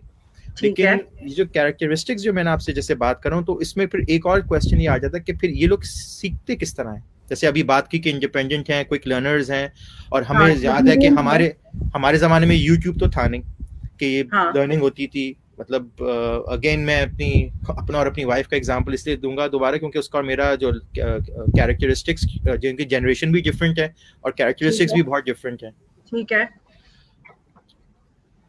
ऑडिटरी लर्नर्स वो लर्नर्स होते हैं जो, जैसे अगर मैं आपको बोलूं कि इतनी मोटी किताब में अगर आपको रीड करने को दूं, या आपके कोर्स में है, और मैं बोलूं कि भाई ये आपकी कोई कॉर्पोरेट ट्रेनिंग हो सकती है, कुछ भी मैनुअल हो सकता है, लेकिन वो इतनी मोटी है, किताब है जिसमें वर्ड्स ही वर्ड्स हैं, और वो आपको पढ़ के समझना है। ठीक है। तो क्वेश्चन ये है कि कौन है जो इस तरह उस किताब को पढ़ के समझ पाएगा। तो हर कोई इस तरह नहीं समझ पाएगा, हाँ, क्योंकि हर एक ऑडिटरी तरह का। लर्नर्स जो होते हैं, मेरी वाइफ जो है वो पढ़ लेगी और फौरन समझ लेगी। वो हैरी पॉटर को उसको किताब बहुत पसंद है, तो वो इतनी मोटी किताब होती है, वो बार बार उसने बच्चों को भी शौक से पढ़वाती है, वो इतनी मोटी किताब है। क्वेश्चन ये कि क्या इस तरह हर कोई पढ़ना चाहेगा? क्या टेक्स्ट बुक से सिर्फ हर कोई पढ़ना चाहेगा, या और भी तरीके हैं पढ़ने के लिए? तो ये हमारे जो लर्निंग स्टाइल, जैसे अभी जैसे ऑडिटरी मैंने कहा, तो ऑडिटरी लर्नर्स वो होते हैं जो सुन के सीखना पसंद करते हैं, और जो आप उनको जितनी मोटी भी किताब दे दो, तो मैं मरियम से पूछता हूँ कि तुम बोर नहीं हो जाती? क्योंकि मैं पर्सनली जब इतनी रीडिंग करता हूँ तो मैं मेरा कंसंट्रेशन टूट जाती है। लेकिन उसी का ऑपोजिट मरियम होती है, क्योंकि वो जो है वो किताब पढ़ती है और कहती है, मैं उससे पूछा कि तुम तो पढ़ती हो तो तुम्हारा प्रोसेस क्या होता है? कहती है, मेरे दिमाग में एक मेंटल इमेज बन रही होती है, और जो जो लफ्ज हो रहे होते हैं वो मेरे दिमाग में एक पिक्चर की तरह चल रहे होते हैं। मैंने कहा मेरे साथ तो ऐसा कभी नहीं होता। तो यूजुअली इसका I am an avid reader, और मेरे साथ भी यही होता है। It's usually our imagination that falls along with what we are reading, and it helps us become a part of what we are reading. So we basically feel, and I think your wife will agree, we basically feel that we're a part of that story. Why? Because we see ourselves with those characters there. लेकिन ये जो experience आप कह रहे हो ना, ये मैं नहीं क्रिएट कर पाता, मैं बस कर ही नहीं पाता, मैं ऐसा हो ही नहीं। और इसी वजह से हमारे जब पुराने जब पढ़ाइयाँ होती थी, तो हर चीज में रीड चैप्टर 1, रात करो चैप्टर 1 को, उसमें से तुम्हारे क्वेश्चंस किए जाएंगे, उसी में से आपके मल्टीपल चॉइस होंगे। तो वो असेसमेंट जो थी, क्योंकि कॉर्पोरेट में भी जब आप अभी आप बात करें कि ये कोविड की वजह से हर किसी की को ट्रेनिंग एंड डेवलपमेंट की तरफ जाना पड़ेगा, करियर अपस्किलिंग चेंजेस करेंगे करने ना, पड़ेंगे, तो बिल्कुल. वो सीखने का जो तरीका होगा वो किस तरीके से हो सकता है। तो उसमें ये कि कैरेक्टरिस्टिक्स बहुत इन्वॉल्व होते हैं। तो मैंने इस मैंने जो बात की थी कि हम जनरेशंस की बात कर रहे हैं, फिर आपके क्वेश्चंस की बात कर रहे थे, इसमें एक और चीज मैं ऐड करूंगा, और वो ये कि हाँ, लर्निंग स्टाइल्स होते हैं। वैसे मैं मोटे मोटे 3 आपको बताता हूँ। एक है ऑडिटरी लर्नर, वो ठीक लोग है. जो जो पढ़ के खुद ही सीख सकते हैं, इंडिपेंडेंट होते हैं, वो खुद ही पढ़ के सीख सकते हैं। दूसरे होते हैं विजुअल लर्नर्स, कि भाई थोड़ा डायग्राम चाहिए या थोड़ा सा वीडियो चाहिए, कुछ समझने के लिए कुछ चाहिए, ताकि सिर्फ लफ्जों से हमें समझ में नहीं आ रही बात, हमें कुछ और भी चाहिए, जिसको हम आसान जबान में मल्टीमीडिया कह सकते हैं या मीडिया कह ठीक है, सकते हैं, कि जिसमें थोड़ा ठीक है, सा, तो वो दूसरी ठीक है. लर्नर है। और तीसरे है कैनेस्थेटिक लर्नर्स, उसको हाँ, समझने का। कैनेस्थेटिक लर्नर्स बेसिकली वो लोग होते हैं जो उसका इजी तरीका है कि जैसे किसी को बोलो कि भाई उस गड्ढे में नहीं जाना, वो गड्ढा गहरा है, उसमें नहीं जाना। आदमी बोलेगा नहीं, मैं तो जाके देखूंगा कि कितना गहरा है। तो इसका मतलब है कि वो हैंड्स ऑन लर्नर्स हैं। तो इसका मतलब ये, इसकी ट्रांसलेशन ये है कि अगर आपकी कोई टेक्नोलॉजी सीख रहे हैं, कोई प्रोसेस सीख रहे हैं, जैसे एक सिंपल एग्जांपल है, अगर आप वर्ड डॉक्यूमेंट किस तरह इस्तेमाल करना चाहिए, हाँ, अगर वो सीखना चाहते हैं तो उसकी किताबें भी हैं। हाँ, है, बिल्कुल लेकिन है. तो जो ऑडिटरी लर्नर्स होंगे वो बोलेंगे अच्छा भाई हम किताब पढ़ेंगे। फिर जो विजुअल लर्नर्स होंगे वो बोलेंगे ठीक है भाई हम उसके बारे में पढ़ेंगे, वीडियोस देखेंगे, किस तरह वर्ड को कैसे खोलते हैं, किस तरह फाइल प्रिंट करते हैं, किस तरह चीजें करते हैं। जो कैनेस्थेटिक लर्नर होंगे ना, बोलेंगे ना मैंने पढ़ना है, ना ना मैंने मैंने कोई वीडियो देखना है. देखनी है, मैंने सीधा इसमें वर्ड को खुद खोलना है और मैंने ट्रायल एंड एरर के थ्रू सीखना है। तो इसका एग्जांपल ये है कि सॉफ्टवेयर आजकल ज्यादातर इसी तरीके से लोग सीखते हैं। इसी तरह जैसे ड्राइविंग एक एग्जांपल है, कहना तो नहीं चाहिए, लेकिन कराची में उल्टा जैसे सीखते हैं हम लोग ज्यादातर, कि हम लोग पहले गाड़ी में बैठने की कोशिश करते हैं, कोई नहीं अपना थ्योरी को उसको पढ़ के पास करने की कोशिश करता, हर कोई कहता है गियर ऐसे चेंज करते हैं। वो एक्सपीरियंशियल लर्निंग के थ्रू ज्यादा सीखना चाहते हैं।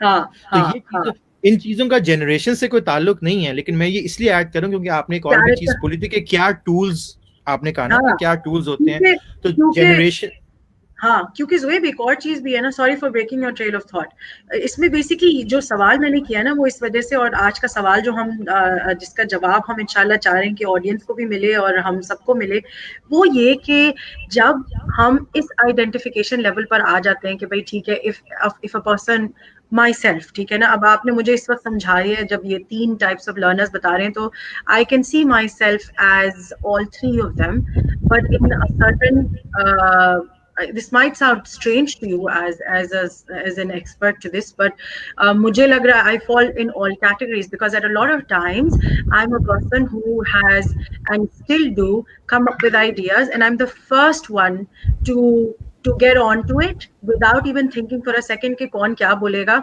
and when I go through it, अगर मैं गिरती हूँ तो मैं सीख लेती हूँ और फिर मैं उसको दूसरी तरीके से बेहतर करने की कोशिश करती हूँ, या फिर मैं देख लेती हूँ वीडियो, या फिर मैं पढ़ भी लूंगी, आई वोंट माइंड। इस वक्त जो मैं चाह रही हूँ कि हम लोग जरूर एड्रेस करते चले ना ज़ोएब, आपके इस एक्सपर्टीज के साथ साथ, वो ये कि आपके इस एक्सपर्टीज को यूज करते हुए हमें इस चीज का ध्यान रखना है that we need to be providing a key today to all of our listeners and the people who've joined us. Thank you, Hafsa. Zoeb, she's joined us. She joined us third, fourth time in our program. Thank you Hafsa. Tariq Abbas Shah जो है वो lecture method की बात करने लगे जब आपने बताया वो मोनोटोन की, जब हम बात कर रहे थे। थैंक यू तारिक साहब, आपने शेयर किया। सुमेरा, अस्सलाम वालेकुम। तो मैं ये चाह रही हूँ कि हम यही जेनरेशन और कैरेक्टरिस्टिक्स की आइडेंटिफिकेशन के साथ ये वाला जो एक कैरेक्टर है हमारा पर्सनालिटी का, कि जिसमें हम अपना गोल जो डिफाइन करते हैं और अपनी जो एक विजन डिफाइन करते हैं, माशाल्लाह सबसे पहले उसके आगे पत्थर रखने वाला हमारा अपनी अपनी जात होती है ना, when the fear that we develop the fact कि जी हम इसको करें, प्रोक्रेस्टिनेशन में चले जाते हैं, हम इसको करें या ना करें, ये छोड़ो अभी नहीं करते, थोड़े दिन बात कर लेंगे, शायद ये टाइम अभी ठीक नहीं है, शायद हमें थोड़े दिन बात कर लेना चाहिए। how will these how will this identification of characters, how will these learning styles help us or a person who is struggling at this point in time to remove that roadblock, उसके ऊपर जरूर please साथ हम। So again I think मैं दो चीजों का reference दूंगा। हम बात करें कैरेक्टर्स की, बिल्कुल कैरेक्टर्स जो हैं वो डिफरेंट हैं, लर्निंग स्टाइल एक डिफरेंट, तो आप इसको यूज समझे, these are two tools for us to use. तो दो टूल्स में से एक तो है कि हमारी ओरिजिनल कैरेक्टरिस्टिक्स क्या है उस जनरेशन की, ठीक हो गया, क्योंकि जैसे आपने कहा कि भाई आपको रीड करना भी पसंद है, आपको विजुअल लर्नर भी हैं, आप किनेस्थेटिक लर्नर भी हैं, तो ये तो आपका एक लर्निंग स्टाइल है। जो कैरेक्टरिस्टिक्स की हम बात करते हैं वो एक डिफरेंट सेट ऑफ, मैं ये चाह रहा हूँ कि हम कंफ्यूज ना करें, दोनों चीजों को मिला ना दें, क्योंकि आपने, क्योंकि इसलिए मैं ये कह रहा हूँ क्योंकि आपका जो कोई मेन क्वेश्चन था ना कि अब हम कैसे सेल्फ एक्चुअलाइजेशन की तरफ आए, कि मुझे अगर हार्डवेयर से सॉफ्टवेयर की तरफ जाना है तो पहला जो फाउंडेशनल जो स्टेप है वो ये कि हम किस जनरेशन को बिलोंग करते हैं। हाँ, this is why it is important। हाँ, यही मैं चाह रही थी कि जनरेशन को हम किसको बिलोंग करते हैं। तो हमने जैसे बेबी बूमर्स की बात की, अगर बेबी बूमर में कोई सोच रहा है कि भाई मेरा कोविड की वजह से ये चेंज हो रहा है या मुझे ऑनलाइन जाना पड़ेगा, अपना बिजनेस ऑनलाइन लेके जाना पड़ेगा, तो उनको किस तरह समझना सीखना है, तो उनकी एक बेबी बूमर की जो कैरेक्टरिस्टिक्स होते हैं वो होते हैं। तो ये फंडामेंटल हो गया कि जनरेशंस हमारा एक टूल हो गया जिससे हम इसका मतलब है कि सबका होमवर्क ये है कि जो ये सोच रहा है कि मुझे ये करियर में चेंजेस करने हैं, तो वो पहले सबसे देखे कि मैं किस जनरेशन को बिलोंग करता हूँ। ऑब्वियसली हम आगे जाने वाले प्रोग्राम्स में भी हम और जनरेशंस की बात करेंगे, लेकिन हमने बेबी बूमर्स और जनरेशन एक्स की बात जो की है, तो कैरेक्टरिस्टिक्स हैं और जो रिसर्च उसके बारे में कहती है। सेकंड ये है कि जैसे मैंने 3 लर्निंग स्टाइल्स की बात की, और भी हैं, अब और भी निकल आए, लेकिन आसानी के लिए मैंने सिर्फ 3 मेन की बात की है। एक होता है ऑडिटरी लर्नर, वो शख्स, ऑडिटरी लर्नर बेसिकली जैसे जोरा और मरियम हो गए कि भाई इतनी मोटी किताब दे दो, वो पढ़ लेंगे, समझ लेंगे, उनको किसी की गाइडेंस की भी जरूरत नहीं है कि इसका क्या है वो, अब क्योंकि उनकी इमेजिनेशन बहुत अच्छी है। और यही वो लोग हैं जो हमारे मेरी क्लास में, मुझे याद है जब मैं सेंट पीटर्स में पढ़ता था, तो मेरी क्लास में एक स्टूडेंट थी जो हमेशा फर्स्ट आती थी।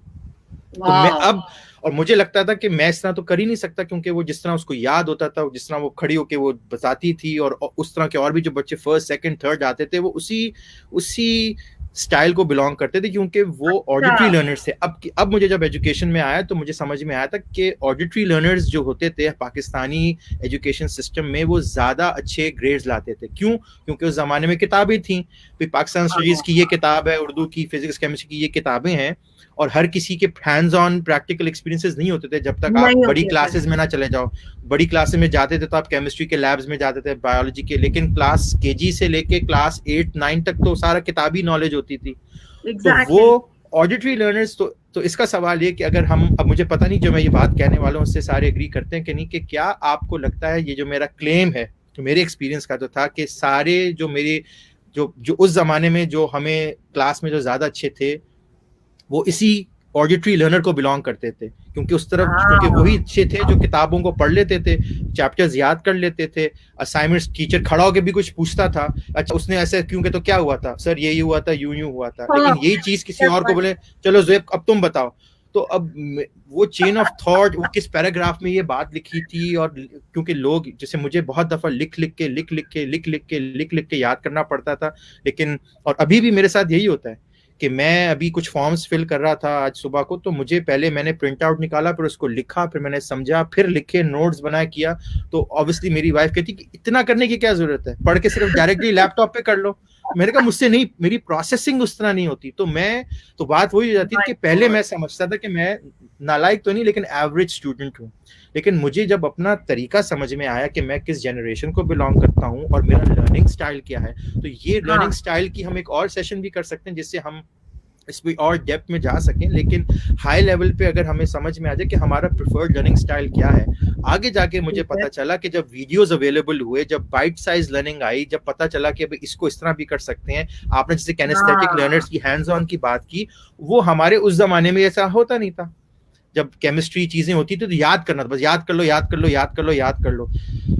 एक छोटा सा एग्जांपल देता हूँ, 10 कमेंडमेंट्स एक मूवी थी, हजरत मूसा अलैहिस्सलाम पे बनाई थी, सबने देखी है मेरे ख्याल से, हाँ हम सबने देखी हुई है, सभी ने ज्यादा, एक फिर द मैसेंजर भी आई थी, 10 कमेंडमेंट्स भी आई थी उस जमाने में, इस एरा में 90s में 80s में जब मूवीज आती थी पाकिस्तान में, तो अब क्वेश्चन ये है जिससे आई थिंक बहुत क्लियर डिस्टिंक्शन हो जाएगा कि कितने लोग हैं जो बोलेंगे कि हमें किताब दे दो, हम किताब से ये कहानियां समझ लेंगे, और कितने लोग हैं जो बोलेंगे नहीं हमें वीडियो देखनी है, और वीडियो देख के जब हम किताब की तरफ जाएंगे तो शायद हमें किताब ज्यादा अच्छी तरह समझ में आना शुरू हो जाए।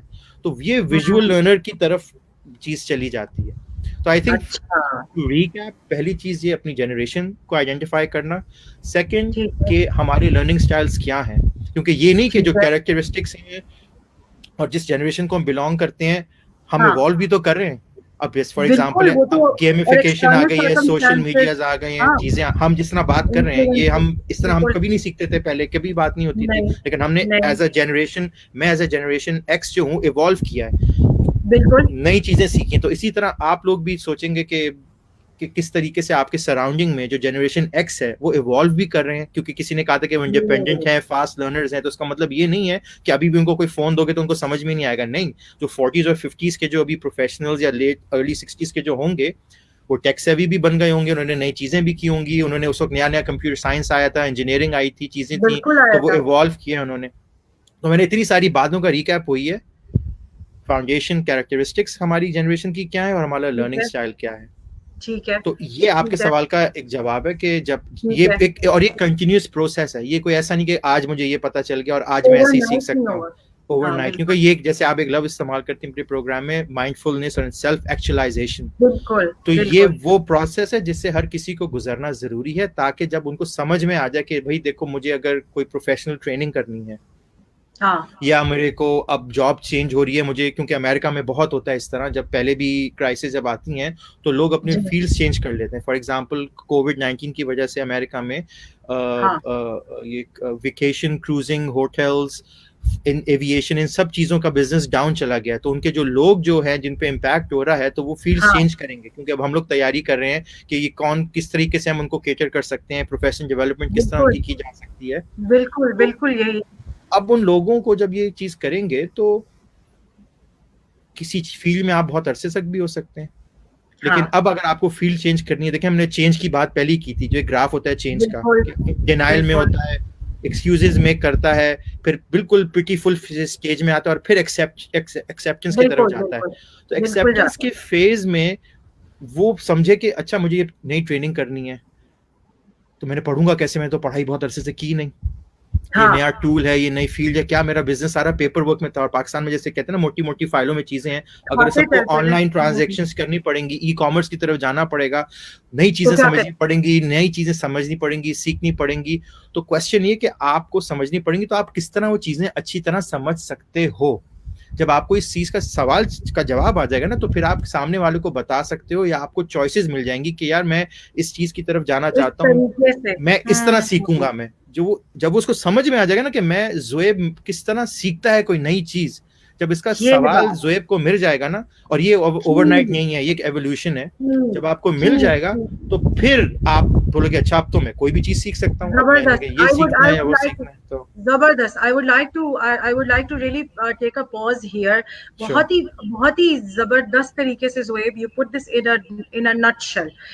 The identification of our personalities is important even now, even more than how important it was a few months back. Covid के बाद ये और भी एसेंशियल हो गया है। हर बढ़ते हुए प्रोग्राम के साथ, हर बढ़ते हुए इंटरेक्शन के साथ हमारी यही रिक्वेस्ट है, हमारी यही कोशिश है कि हम ये चाह रहे हैं कि हम सब सेल्फ एक्चुअलाइजेशन पे काम करें। जिस वक्त हमारे पास सवाल आते हैं ज़ोएब, जिस वक्त हमारे पास इंक्वायरीज आती हैं, मेरा यही रिक्वेस्ट होता है, let's just sit and do a squat first. पहले बैठ के अपनी स्ट्रेंथ्स और वीकनेसेस, वही बात जो आप कह रहे हैं अपनी जनरेशन वाले पॉइंट ऑफ व्यू से, कि जिसमें आप हमें बता रहे हैं कि हर जनरेशन का अपना स्ट्रेंथ, अपना वीकनेस और अपना अपॉर्चुनिटी का लेवल था, राइट, और लेवल है। उसी तरीके से आप भी एग्री करेंगे शायद कि जो स्वॉट का प्रोसेस होता है, जिसमें हम स्ट्रेंथ्स, वीकनेसेस और अपॉर्चुनिटीज को असेस करते हैं माइंडफुली, वो भी बड़ा जबरदस्त एक प्रोसेस हो जाता है। तो इस वक्त मुझे बहुत ही अच्छी एक सिंक्रोनाइजेशन डेवलप होती हुई महसूस हो रही है ज़ोएब ड्यूरिंग आवर कॉन्वर्सेशन, कि जिस तरीके से हम इस बात को हमने शुरू किया, इस वक्त वो मुझे लग रहा है कि हम we toeing in the kind of right direction, अल्हम्दुलिल्लाह। मरियम आसिफ जो है वो आपको भी सलाम दे रही हैं, मुझे भी दे रही हैं। Thank you Mariam for joining us. I was waiting for your message to see if you were joining us today. Tariq साहब कह रहे हैं fully agreed to what you're saying, and Tariq साहब is also saying कि वो जो आप cramming वाले टेक्निक्स की बात कर रहे थे ना ज़ोएब, कौन सी टेक्निक की? वो जो क्रैमिंग टेक्निक्स की बात हो रही थी ना, जो हम रिप्रोड्यूस करते हैं पेपर पे, याद करो लिखो, याद करो लिखो। He's saying that he topped his MA English Literature in his college in 1993 with those techniques. Tariq Sahab, you are very kind. You're a brave heart to share your incidents with us. Thank you so much. It means a million to us. So Zoeb, coming back, मैंने आपको यहाँ pause इसलिए लेने के लिए बोला कि आपने एक बड़ा ही जबरदस्त सिंक्रोनाइज्ड फॉर्म में हमें 3 चीजों के बारे में, अभी इस वक्त जो मैं चाहूंगी कि मैं अपनी ऑडियंस के सामने रिपीट करूं यहाँ पे, वो ये कि हमारे लिए इस वक्त सबसे बड़ा जो एक रोड ब्लॉक है, वो किसी के लिए भी, जो कि मैं ये फोरम के थ्रू बोलना चाहूंगी, वो हमारा अपना आप ही है। अगर हम ये समझ रहे हैं it's not the end of the world, ठीक है ना। हर इंसान, जैसे आपने कहा ज़ोएब, कोई नालायक नहीं है, कोई बेवकूफ नहीं है, एवरीबडी हैज सम स्ट्रेंथ्स और द अदर। तो यहाँ पे मैं ये पॉज लेके जरूर कहना चाहूंगी कि अपनी स्ट्रेंथ्स को सर्वे करें, देखें, ऑब्जर्व करें कि मेरा स्ट्रेंथ क्या है, और आप कौन सी फील्ड अगर स्विच भी करते हैं तो कौन सी फील्ड आपको लगता है कि आपकी फ्रेंड्स अलाउ करेंगी कि आप लॉन्ग टर्म उस फील्ड में एग्जिस्ट कर सकें, ठीक है ना। तो ये मैं चाह रही थी कि मैं एक दफा पॉज लेके यहाँ पे बताऊं कि किस तरह आपने बड़े जबरदस्त तरीके से बिल्कुल आप सही कह रही हैं, नक्शे में हमें डाल दिया कि इतना जरूरी है at this point in time हम सबके लिए दोबारा रिकग्नाइज करना कि यार हम किस किस्म का कैरेक्टर है when it comes to learning, when it comes to working, when it comes to picking up people's perspective. It is also something that influences our judgment, making judgment वाला capacity जो हमारा होता है ना, जो हम decisions लेते हैं अपनी जिंदगी में, है ना। किसी दूसरे के लिए हम ले लेते हैं कि हाँ मुझे लग रहा है हमारा बॉस जो है ना वो शायद पता नहीं शायद इस किस्म का इंसान है, या पता नहीं शायद जो मेरा कॉलीग है वो इस किस्म का इंसान है. So because of the fact that I feel कि हम सब इतना रैपिडली जजमेंट्स अपने चेंज होते हैं, हमारे वेरिएबल हमारे स्टैंड्स होते हैं due also to the fact कि हमारा एक्सटर्नल जो इन्वायरमेंट है उसमें इतने डिफरेंट प्रेशर से हम डील करते हैं. बहुत ज़रूरी है हम सबका ये रियलाइज और रिकग्नाइज करना कि हम लोग एक्चुअली साइंटिफिकली किस जनरेशन से बिलोंग कर रहे हैं, ताकि हम अपने उस एक होता है ना डीएनए का वायरिंग, आप जो मुझे और हम ऑडियंस के साथ शेयर कर रहे हैं ना, it's something that is making very very good sense to me, क्योंकि ये वो वायरिंग है जोएब, जो वायरिंग हमने रिट्रेस करनी छोड़ दी है. Zoeb, we don't speak about all of this. हम कब बैठते हैं और ये बात डिस्कशन करते हैं कि जिसमें हम एक होता है फैमिली रूट्स को सर्च करना, है ना, जो हमारे यहाँ बड़े अक्सर कहते हैं कि don't forget your family roots, बेटा don't forget your family roots. वो हो गई फैमिली रूट्स की बात, लेकिन हमारी roots as a person individual क्या है वो रह जाता है यार, हमेशा रह जाता है. और तभी मुझे लगता है कि वो हमारे विजन और गोल सेटिंग हम करते हैं ना, और फिर हम एक फेयर ब्लॉक में आ जाते हैं, हम सोचते हैं प्रोक्रेस्टिनेशन में पड़ जाते हैं, हम कह रहे हैं यार पता नहीं यार करें नहीं करें, बिजनेस में हाथ डालें नहीं डालें, हाउस वाइफ है अब सोच रही है कि इकोनॉमिकल क्राइसिस आ रहा है, टू हेल्प द फैमिली, अगर वो कोई घर से बैठ के बिजनेस शुरू करना चाह रही है तो वो सोच में पड़ी हुई है बेचारी कि मैं करूं या ना करूं, पता नहीं मेरे में कैपेसिटी है या नहीं. तो ये वाले जो सारे सवाल हैं वो आपने इतने अच्छे तरीके से इस वक्त एक्सप्लेन किया कि ये सारी वो की चीजें हैं आपने जो अभी हमें बताई, कि इनकी चीजों के जवाब अगर हम अपने आप के ले लें ना अपने लिए, तो आई थिंक फिर हमारे आसपास के सामने वाली जितनी चीजें उनके जवाब हमें खुद ही मिल जाएंगे. Zoeb, what do you think? मैं आपकी सारी बातों का एक सेंटेंस कहूंगा जिसको जो एक तरह से पंच मैं कहूंगा ना, एक पंच स्टेटमेंट है. वो ये, जब इंसान अपनी जनरेशन, उसके कैरेक्टरिस्टिक्स और अपनी लर्निंग स्टाइल्स को समझ लेता है, एक्सेप्ट कर लेता है और उसको स्ट्रेटेजाइज कर लेता है कि मैंने अब इसको किस तरह लेके आगे चलना है, तो वो एक लाइफ लॉन्ग लर्नर बन जाता है. ये टर्म है लाइफ लॉन्ग लर्नर. जब आप लाइफ लॉन्ग लर्नर बन जाते हैं तो इसका मतलब ये है कि अब आपकी जिंदगी में जब भी ऊपर नीच आएगी कोई चीज, तो आप अपने रास्तों को, जिसमें लर्निंग एंड डेवलपमेंट का बहुत ज्यादा है, क्योंकि लर्निंग एंड डेवलपमेंट तो हर जगह है. अगर आपको बिजनेस चेंज करना है, प्रोसेसेस चेंज करने हैं, अगर हाउस वाइफ को पढ़ाई की तरफ वापस जाना है, पढ़ाई से फिर अपना करियर ढूंढना है, अगर आप लाइफ लॉन्ग लर्नर बन गए, तो हम जनरेशन एक्स से जब बेबी बूमर बन, मतलब मैं जब और बुढ़ा हो जाऊंगा, तो मुझे पता होगा कि वो एक फिलॉसफी का एक सॉक्रेटिस एक फिलॉसफर है, जो एक ग्रीक फिलॉसफर है, उसका एक जुमला है जो मुझे बहुत पसंद है. वो कहता है I know that I do not know. उसका मतलब ये है कि मुझे पता है कि मुझे कुछ नहीं पता है. तो जब आप एक एम्पैथेटिक माइंडसेट से चलते हैं और अपने कैरेक्टरिस्टिक्स, अपने लर्निंग स्टाइल्स को आइडेंटिफाई कर लेते हैं, और फिर आपको पता है कि अच्छा मैं यहाँ से वहाँ जाना चाहता हूँ, तो लाइफ लॉन्ग लर्नर्स जब आप बन जाते हैं, फिर आपकी जिंदगी में कोई भी चीज नहीं आएगी तो आप बोलेंगे ठीक है मैं समझ लूंगा, मुझे पता है कि मैं किस तरह वो चीजें बेहतर समझ सकता हूँ. हो सकता है जोरा का समझने का तरीका डिफरेंट होगा, ज़ुएब का डिफरेंट होगा, लेकिन जोरा और ज़ुएब का गोल सेम हो सकता है कि भाई हम दोनों ने एजुकेशन में, लर्निंग एंड डेवलपमेंट में इस तरह ये चीजें करनी है. लेकिन वो बात मुझे कैसे समझ में आएगी और मैं उसको सीखूंगा कैसे वर्सेस जोरा कैसे करेंगे, ये हमारे जनरेशन और हमारे लर्निंग स्टाइल्स पे डिपेंड है. और उसका एक अलग, आई थिंक आपका आज का जो सेशन है वो मोस्टली प्रोसेस को डिफाइन नहीं करेगा, वो सिर्फ रियलाइजेशन करेगा कि भाई पहले एक्सेप्ट कर लें कि हमारी जनरेशन क्या है और हमारा लर्निंग स्टाइल क्या है. वो प्रोसेस ऑफ आइडेंटिफिकेशन, तो I think it's a workshop, it's a thorough process, जिससे फिर पता चलेगा कि अच्छा मैं इस तरह सीखता हूँ. क्योंकि मुझे ये पूरी आधी जिंदगी यही समझने में लग गई, क्योंकि पाकिस्तान में जब तक मैं ओ लेवल्स तक इस तरह था तो मैं समझता था कि मैं एक एवरेज स्टूडेंट हूँ. जैसे ही मैं बाहर गया, इंग्लैंड में पढ़ा, फिर जब मैं इंग्लैंड से जब यूएस आया तो मेरे ग्रेड्स तो टॉप पे आ गए, मुझे स्कॉलरशिप भी इंग्लैंड में आई, और फिर मैं डॉक्टरेट भी पढ़ रहा हूँ तो उसमें मेरी जीपीए भी 4 है.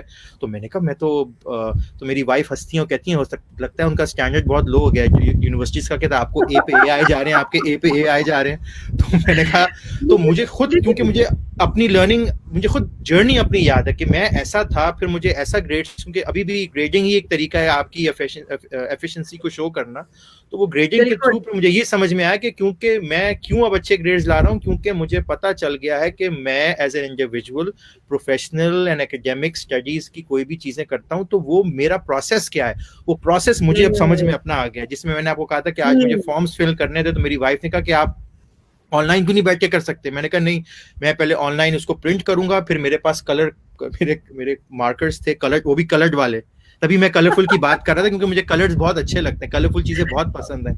मेरे पास क्रेयॉन्स होते हैं, रेड का अलग मायना है, येलो का अलग मायना है, ग्रीन का अलग मायना है, वो फिर मेरे पास स्टिकीज हैं, स्टिकीज लगा के वो मेरी वाइफ मुझे दिख रही होती थी, लेकिन काम मेरा फिर पक्का होता था, मैं टाइम लगा रहा था लेकिन काम मेरा पक्का चल रहा था। यही चीज कोई ऑडिटरी लर्नर या कोई डिफरेंट टाइप का लर्नर होगा, वो बोलेगा मैं ऑनलाइन ही फिल करके उधर ही मार्क करके मुझे याद रहेगा मुझे क्या करना है क्या नहीं करना है। तो मैंने पहले वो प्रिंट आउट किया, सब कुछ करके सवालों को हाईलाइट किया, फिर मैंने चेक लिस्ट बनाई कि मुझे ये चीजें अब चाहिए होंगी, और अब मैं बहुत कॉन्फिडेंट फील कर रहा हूँ। जो मुझे सुबह काम किया था उसमें टाइम मुझे ज्यादा लगा, लेकिन मैं उस गोल में, तो इसका मतलब ये कि वही वो कौन सी खरगोश और कछुए की कहानी, तो मैं कछुआ हूं क्योंकि मैं आराम से अपना टाइम लेके, क्योंकि मुझे पता है कि मैं टाइम ज्यादा लेता हूं, तो इस वजह से मुझे कोई मेरा पढ़ाई हो या प्रोफेशनल डेवलपमेंट हो, तो मेरे साथ के जो लोग होते हैं जो मुझसे ज्यादा क्विक लर्नर होंगे, मुझे पता है कि मैं उनके साथ नहीं शुरू करूंगा, मैं 3 दिन पहले या 1 हफ्ता पहले ही शुरू कर दूंगा, क्योंकि मुझे पता है कि ज़ोएब को ये चीज समझने में थोड़े साइकिल्स चाहिए, थोड़ी रेपिटेशन चाहिए,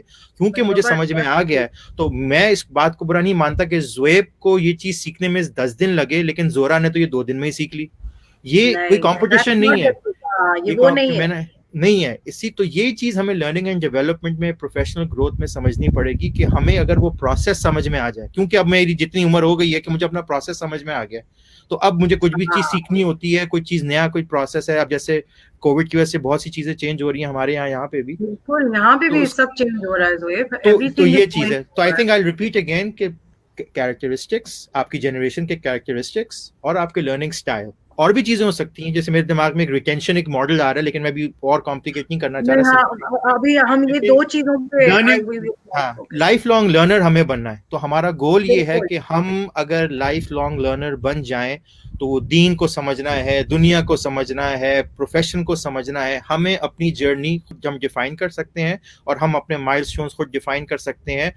हम क्योंकि कंपीट नहीं कर रहे किसी के साथ, तो वही चीज किसी को 6 महीने लगेंगे करने में, किसी को 3 महीने लगेंगे। कोई हो सकता है कि ई कॉमर्स को वो बोले यार हानि मुझे समझ में आ गया क्या क्या करना है, मैंने एक बात की और यूं हुआ और ऐसे हुआ, 3 महीने में होगा। किसी को हो सकता है साल लगे कि पहले ई कॉमर्स होती क्या भला है, ये मैं अपने पेपर वे वाले चीजों को मैं ऑनलाइन कैसे करूंगा, किस तरह करूंगा, मुझे अगर करियर चेंज करना है, घर हाउस वाइफ को अगर पढ़ाई की तरफ जाना है, कौन सा डिग्री लूं कौन सी नहीं लूं, ये जब आपको अपने स्टाइल समझ में आ जाएंगे तो आपको खुद ही इनके जवाब मिल जाएंगे। तो टू रिकैप, हमारा गोल होना चाहिए कि हम लाइफ लॉन्ग लर्नर्स बने, क्योंकि लाइफ लॉन्ग लर्नर्स का मतलब है कि हम एवरी टाइम ओपन है टू लर्न एनीथिंग, और हमें उसका फाउंडेशन हमें और जो है हेल्प करेगा वहां तक पहुंचने।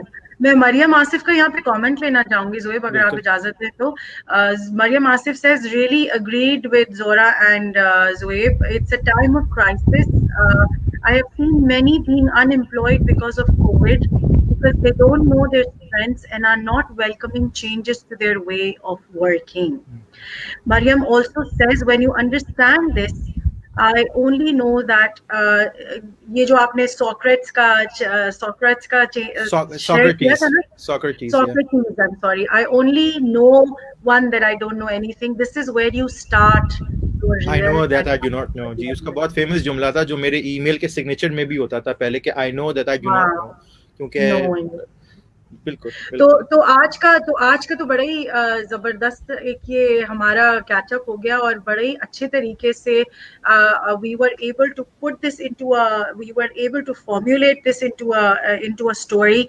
And वो जो पोस्टर था Zoeb, if you remember the poster I had sent to you, and the one that we had put in was the fact that we build our own walls, and it is time, अब ही वक्त है कि हम दीवारें build करने के बजाय दरवाजे बनाना शुरू कर दें अपने आस-पास। तो मेरी यही एक मुझे और आपकी भी हर बार कॉन्वर्सेशन से मुझे यही लगता है, और मैं यही इंसिस्ट करती हूँ कि सबका मोटिवेशन, सबका बिहेवियर, सबका एटीट्यूड हर वक्त पॉजिटिव नहीं हो सकता। वेल अग्रीड है ये बात। हर कोई मूड एलिवेटर, जैसे हमें ज़ुएब ने सिखाया, मूड एलिवेटर पे हर कोई हाईएस्ट पॉजिटिव मोड में नहीं हो सकता, लेकिन जब तक हम कॉन्शियस एफर्ट करते रहेंगे तब तक हम याद रखेंगे कि ये वो चीजें हैं जो हमारे सर्वाइवल को एक पॉजिटिव माइंडसेट में लेके आगे चल सकती है, बजाय ये कि हम अपने सोचों में, हम अपने फियर्स के साथ एक बॉक्स में बंद हो जाएं और ये सोचें कि ओ गॉड, अब तो लग रहा है कि दुनिया शायद वाकई खत्म हो गई है और मेरे जैसा इंसान या किसी और जैसा इंसान शायद इस कंपटीशन की दुनिया में सरवाइव ना कर सके।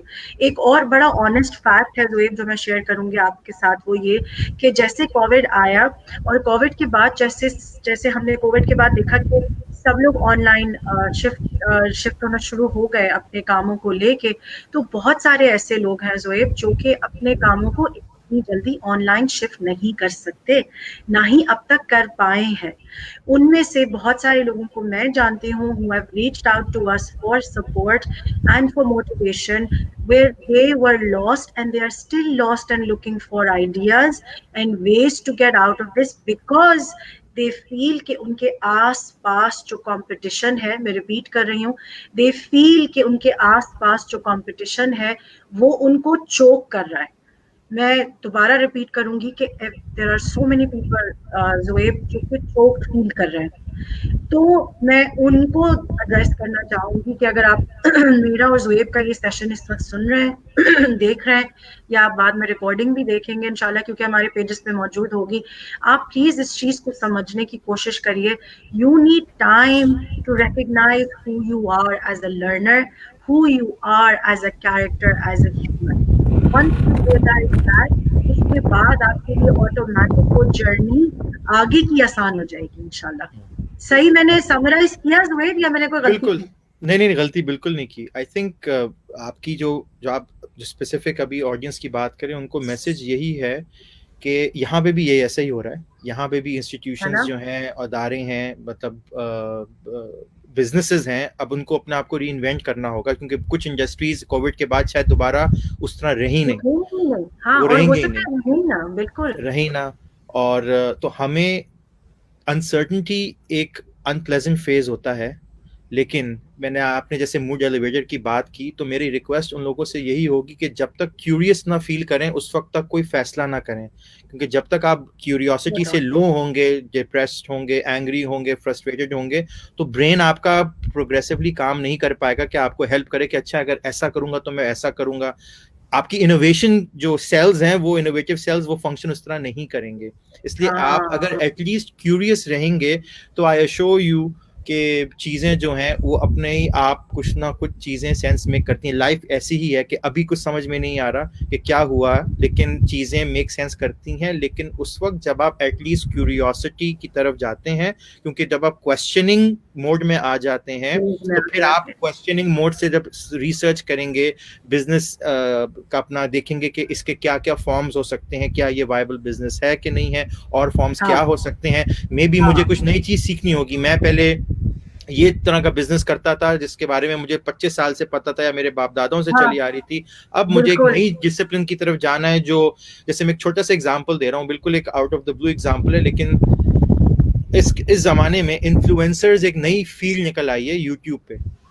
जी बिल्कुल। मेरी बेटी ने खुद ही, मैंने कहती हूँ कौन है बेटा, कहती बाबा ये इन्फ्लुएंसर है। तो मुझे खुद नहीं समझ में आया। तो अब नई नई फील्डें ऐसी बन रही हैं कि वो लोग घर बैठे, वो बच्चे हैं जो उन्होंने अपने YouTube चैनल्स बना लिए हैं, वो अर्ली एंटरप्रेन्योर्स हैं जो वीडियो क्वालिटी नॉर्मल होती है उसको बस कनेक्ट करते हैं, क्योंकि content is the king.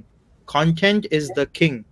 Content अच्छा होगा तो मेरे पीछे, आपके पीछे जो भी बैकग्राउंड है, आवाज, हाँ एटलीस्ट देख सकते हैं आदमी, सुन सकते हैं, लेकिन ऐसा नहीं है कि कोई हॉलीवुड प्रोडक्शन वीडियो होगी तो लोग सुनेंगे उसको या देखेंगे, ऐसा नहीं है। Content is king. So I think ये चीजें मैं खुद ही देख रहा हूँ कि अब इन्फ्लुएंसर बनना, ये चीजें तो नई चीजें तो चीजें सेंस में करना शुरू कर देती हैं। तो मेरी फिर टू रिकैप यही सजेशन होगी कि क्यूरियस जरूर रहें। क्यूरियस से नीचे फील करें तो कोई फैसला मत करें। जब क्यूरियस हो जाएंगे तो आप खुद देखेंगे कि आपके सराउंडिंग में आप जब सवाल करेंगे, क्यूरियस होंगे और देखेंगे तो ऑप्शंस बनना शुरू होंगे। यस, आसान नहीं होगा, 2 दिन में आंसर्स नहीं मिलेंगे, 6 महीने में भी ना मिले, मे भी साल लग सकता है, लेकिन वो अगेन आपको एक लाइफ लॉन्ग लर्नर जर्नी है जो हर किसी की डिफरेंट होगी। आप कंपीट नहीं कर सकते। अगेन जैसे मैंने एग्जांपल आपका मेरा ऐसे ही दे रहा हूँ कि मुझे अगर जोएब को 10 दिन लगे कुछ चीज करने में और जोरा ने 2 दिन में कर लिया, हो सकता है प्रोफेशनल जेलसी फील हो, लेकिन सक्सेसफुल वही लोग होते हैं जो अपने आप को समझ के चलते हैं। बल्कि मैंने किसी से सुना था कि हर तारे का जो कलर, जो ब्राइटनेस होती है वो यूनिक होती है। एक तारे को दूसरे तारे के कलर से compete नहीं करना चाहिए, क्योंकि हर जो स्टार होता है उसकी अपनी एक यूनिकनेस होती है, और वो अपनी यूनिकनेस को जब फोकस करेगा तो इवॉल्व करता रहेगा और इस तरह आगे चलेगा। आई थिंक एक बात, क्योंकि मुझे पता है कि टाइम हमारा जो है वो है, कि मैंने जनरेशन एक्स की हम बात कर रहे थे और हमने इतनी सारी बातें जो जनरेशन एक्स की हैं, अब मैं आपको रिसर्च बेस बताता हूँ बातें जो जनरेशन एक्स के बारे में कही जाती हैं। जनरेशन एक्स जो है वो डिजिटल इमिग्रेंट्स होते हैं। तो डिजिटल इमिग्रेंट्स का मतलब ये होता है कि हमने बेसिकली हमारे टाइम पे ये चीजें आना शुरू हुई थी, तो हमने उनको माइग्रेट, हम उस तरफ, क्योंकि क्योंकि मेरी आधी जिंदगी में तो टेक्नोलॉजी थी नहीं। सबसे बड़ी टेक्नोलॉजी हमारे लिए टीवी थी उस टाइम पे, वो भी पीटीवी का आता था। वो पीटीवी, फिर एसटीएन आया, फिर सेलफोन तो बाद में आया, एमएसएन मैसेंजर बाद में आया, गेमिंग तो उस टाइम पे थी नहीं ऐसी गेमिफाइंग। वो बड़े आर्केड गेम्स होते थे, मुझे याद है वो मेरे अब्बू मुझे बाल कटाने में जाता था, हर 2 वीक में तो 1 रुपए का कॉइन आता था, तो वो इतने बड़े आर्केड गेम होते थे, लेकिन वो आर्केड गेम्स एंटरटेनमेंट के लिए होते थे, कोई लर्निंग एंड डेवलपमेंट के लिए तो थे नहीं। तो हम डिजिटल नेटिव्स बने, हम इंडिविजुअलिस्टिक्स हैं। और ये भी किसी ने बोला था कि हम खुद चीजें सीख सकते हैं। तो इंडिविजुअलिस्टिक्स जो लोग होते हैं वो चीजें, जैसे मैंने आपको कहा ना, एक दफा मुझे जर्नी समझ में आ जाए तो मुझे ग्रुप लर्निंग की जरूरत नहीं पड़ेगी, मैं खुद सीख सकता हूँ वो चीज। वो इंडिविजुअली आप कर लीजिए। क्योंकि बाज लोग होते हैं जो कहते हैं नहीं, हमें ग्रुप प्रोजेक्ट्स होते हैं ना, जैसे आप पढ़ते हैं तो ग्रुप प्रोजेक्ट्स में लोग ज्यादा कंफर्टेबल फील करते हैं। कोई इंडिविजुअल प्रोजेक्ट मिलता है तो कहते हैं यार खुद करना पड़ेगा, खुद सीखना पड़ेगा। लेकिन ग्रुप प्रोजेक्ट होता है तो बोलता है यार तुम जोरा आप ये पे कर लेना, मैं ये कर लूंगा, मैं ये कर लूंगा। तो वो एक ग्रुप माइंडसेट का एक होता है। लेकिन हमने बेबी बूमर्स के बारे में भी यही सीखा था कि वो इंडिविजुअल इंडिपेंडेंट होते हैं, और हम जनरेशन एक्स भी इसी तरह के हैं, क्योंकि मिलेनियल्स आगे वाले इस तरह के नहीं होंगे। grown to become tech savvy, so I think ये सब रिलेट कर पाएंगे कि जो 50s 40s की एज ग्रुप के जो हम लोग जो हैं, हमारी जितनी भी फील्ड होगी, क्योंकि हमारे ज़माने में जो हमने टिपिकल चीज़ें पढ़ी थी उसके बाद और फील्डें भी आई हैं, और टेक्नोलॉजी अब हमारी ज़िंदगी का हिस्सा बन चुकी हैं। लेकिन हम पीछे नहीं हटे, हमने सीखी हैं वो चीज़ें, तो हम टेक सेवी भी हैं। अडेप्ट वेल टू चेंज, इसका तो परफेक्ट एग्जांपल है, क्योंकि हम जिस तरह अपनी लाइफ में बड़ी फ्लॉपी डिस्क से हम फिर छोटी डिस्क पे आए, अब यूएसबी ड्राइव्स आ गई हैं। बिल्कुल, तो हमने चेंज किया है, हमें ये नहीं कह सकते हम कि नहीं हमारे जमाने में तो ऐसे ही होता था, तो अब हम वो जमाना अच्छा था इसलिए हम नहीं करेंगे ऐसा। हम लोग ऐसे नहीं है। जनरेशन एक्स की कैरेक्टरिस्टिक नहीं होती, वो अडेप्टेबल होते हैं, वो टाइम के साथ अपने आप को चेंज करना चाहते हैं। And can learn through e learning and in class. तो इसका मतलब ये कि हमने बेबी बूमर्स के बारे में ये सीखा था कि वो प्रिफर करते हैं ऑन कैंपस लर्न करना। इसी तरह कि भाई हमें जो भी पढ़ना है क्लास में पढ़ना है, वो ऑनलाइन पढ़ना नहीं पसंद ज्यादा करेंगे। लेकिन जो है एक जनरेशन एक्स जो है वो ऑनलाइन हो या ऑन साइट हो, दोनों में सीख सकते हैं, और prefers to learn on their own schedule. ये एक बड़ी इंपॉर्टेंट चीज है, prefers to learn on their own schedule. क्योंकि मेरे 40s और 50s के जो लोग होते हैं वो अमेरिका या बाहर के मुल्कों में इन अडल्ट स्टूडेंट्स की खासी पॉपुलेशन है जो ये 40s और 50s को बिलोंग करते हैं, जो सिंगल मदर्स हैं, सिंगल फादर्स हैं, आर्मी के वेटरन्स हैं, या कपल्स हैं, पेरेंट्स हैं जो करियर चेंज कर रहे हैं। तो उनके ये ओन स्केड्यूल का जो कंपोनेंट है ये बहुत जरूरी है हमें समझना, इसलिए क्योंकि जनरेशन एक्स को आप जबरदस्ती हाथ घसीट के यहाँ से यहाँ नहीं लेके जा सकते। आपको खुद अपनी कन्विक्शन पे एग्जैक्टली वो उनको अपना एक प्रेफर्ड स्केड्यूल चाहते हैं। इसका मतलब ये एक बाहर में एक वर्ड शेयर करूंगा, लेकिन ज्यादा देर नहीं जाऊंगा उस पर, सिर्फ एक बात समझाना चाह रहा हूँ कि जैसे हम यूनिवर्सिटीज में जैसे हम लोग जाते हैं या पढ़ते हैं, तो अमूमन आपकी क्लासेस होती हैं, लाइव क्लासेस होती हैं, और आपको एक स्केड्यूल फॉलो करना पड़ता है। ये जो जनरेशन होती है एक्स, अगर उसको ये फ्लेक्सिबिलिटी दे दी जाए कि ये है पढ़ाई, ये चीजें हैं, ये इस वक्त तक यूं होंगी, अब आप इसको करो, और अगर उनको ये फ्लेक्सिबिलिटी दी जाए कि ठीक है भाई जोएब आपको ज्यादा टाइम चाहिए तो आप इसको 2 वीक में करके मुझे दे देना, अच्छा जोरा, आप जल्दी कर सकती हैं तो आप मुझे एक वीक में करके दे देना। तो अगर ऐसी फ्लेक्सिबिलिटी ऐसे लर्नर्स को मिले तो ये बहुत अप्रिशिएट करते हैं। तो एक ओके। एजुकेशनल मॉडल है जिसको कहते हैं कॉम्पिटेंस बेस्ड लर्निंग। फिर रिपीट करूंगा, कॉम्पिटेंस बेस्ड लर्निंग। तो इसका एक एग्जांपल है कि मेरी वाइफ ने अमेरिका से एमबीए किया है, और लेकिन जिस यूनिवर्सिटी से उन्होंने एमबीए किया था उन्होंने सिर्फ ये कहा था कि आपको एक सेमेस्टर की सिर्फ फीस देनी है, उसमें आपने जितनी देर कोर्सेज को लगा के खुद पढ़ना है ये आप पे डिपेंड करता है। एक बिल्कुल डायनामिक कॉन्सेप्ट है, इसके हम यूज टू नहीं है, लेकिन क्योंकि यहाँ पे कैरेक्टरिस्टिक्स को समझा गया है कि ये लोग किस तरह पढ़ना चाहते हैं, इनके कैरेक्टरिस्टिक्स क्या है, तो एक एजुकेशनल मॉडल बना है। ये एक नॉर्मल मॉडल नहीं है, हर दूसरी यूनिवर्सिटी ये नहीं ऑफर करती, लेकिन मैं सिर्फ आपको एक एग्जांपल दे रहा हूँ कि यहाँ पे अब इमर्जिंग यूनिवर्सिटीज हैं जो कॉम्पिटेंस बेस्ड लर्निंग की तरफ फोकस करती हैं, कि वो ये कहती हैं कि अच्छा जोएब और जोरा दोनों ने एक यूनिवर्सिटी एक्स में एनरोल कर लिया, जोएब की अपनी एक लाइफ है, जोरा की अपनी एक लाइफ है। जोएब जो है वो हमें सेमेस्टर की फीस दे देगा, और उस सेमेस्टर में अगर वो 3 कोर्सेज पढ़ना चाहे तो 3 कोर्सेज पढ़े, 2 कोर्सेज पढ़ना चाहे 2 कोर्सेज पढ़ ले। अगर उस सेमेस्टर में वो कोर्सेज खत्म भी नहीं कर पाता कोई बात नहीं, हम उसके साथ उसको वर्क करते रहेंगे जब तक वो करता रहे। ऑब्वियसली यूनिवर्सिटी करेगी, बोलेगी कि हमें सेमेस्टर की फीस दे दो, जितना पढ़ना है आपकी मर्जी। जोरा बोलेगी कि भाई ठीक है, मैं इसको इस पेस में लेके जाऊंगी, और मेरे पास अगर अवेलेबिलिटी है या नहीं है तो मैं उसके हिसाब से अपने पेस पे चलूंगी।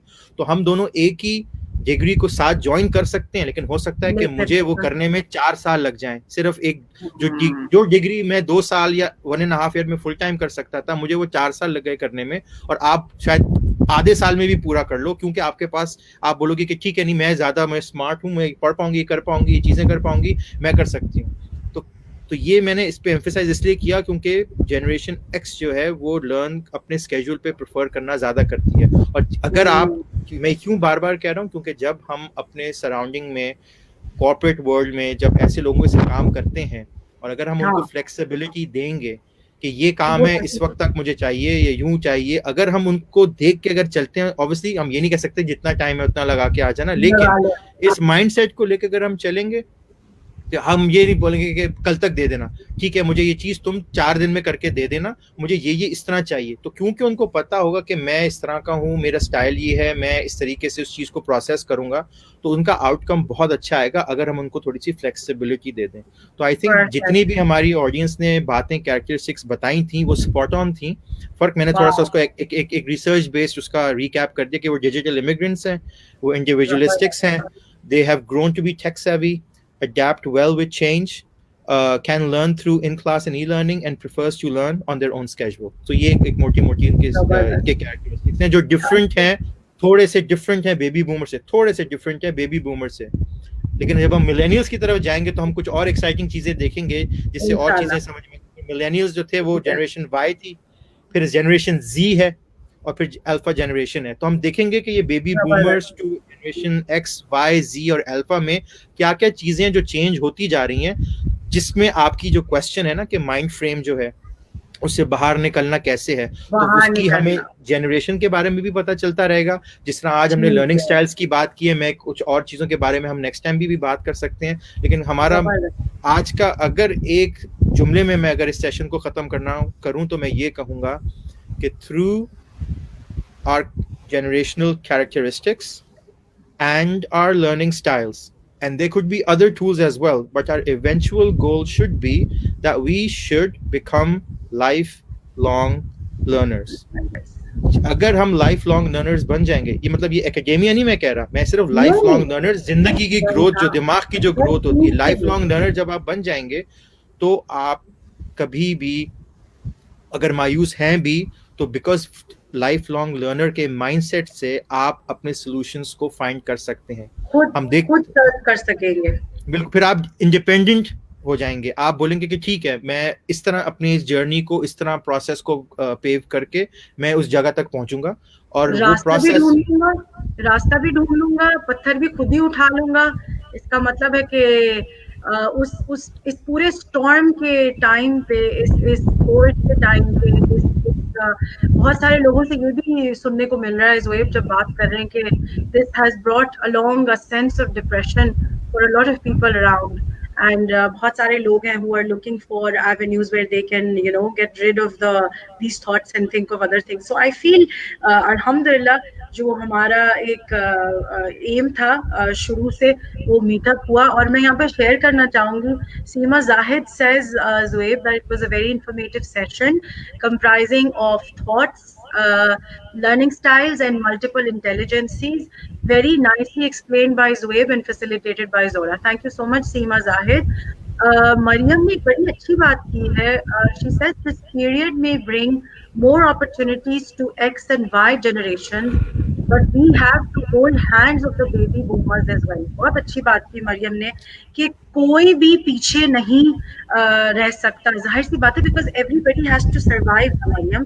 और मैं आपकी बात को इंटरप्ट करूंगा क्योंकि जो आपने स्टेटमेंट बोली है ना, ये एक $1 मिलियन स्टेटमेंट है ना. हमने सबको साथ लेके चलना है, लेकिन अगर हम उनके कैरेक्टरिस्टिक समझ लेंगे तो हम उनको उनके हिसाब से लेके चल सकते हैं. हम उनको फिर अपने हिसाब से नहीं लेके जाएंगे. ये बिल्कुल एक छोटा सा एग्जांपल है कि आपके घर में अगर मेहमान आए हुए हैं, दावत है और डिफरेंट तरह के लोग हैं, ये होस्ट पे डिपेंड करेगा कि वो सब लोगों को कैसे खुश रखेगा, एंटरटेन रखेगा.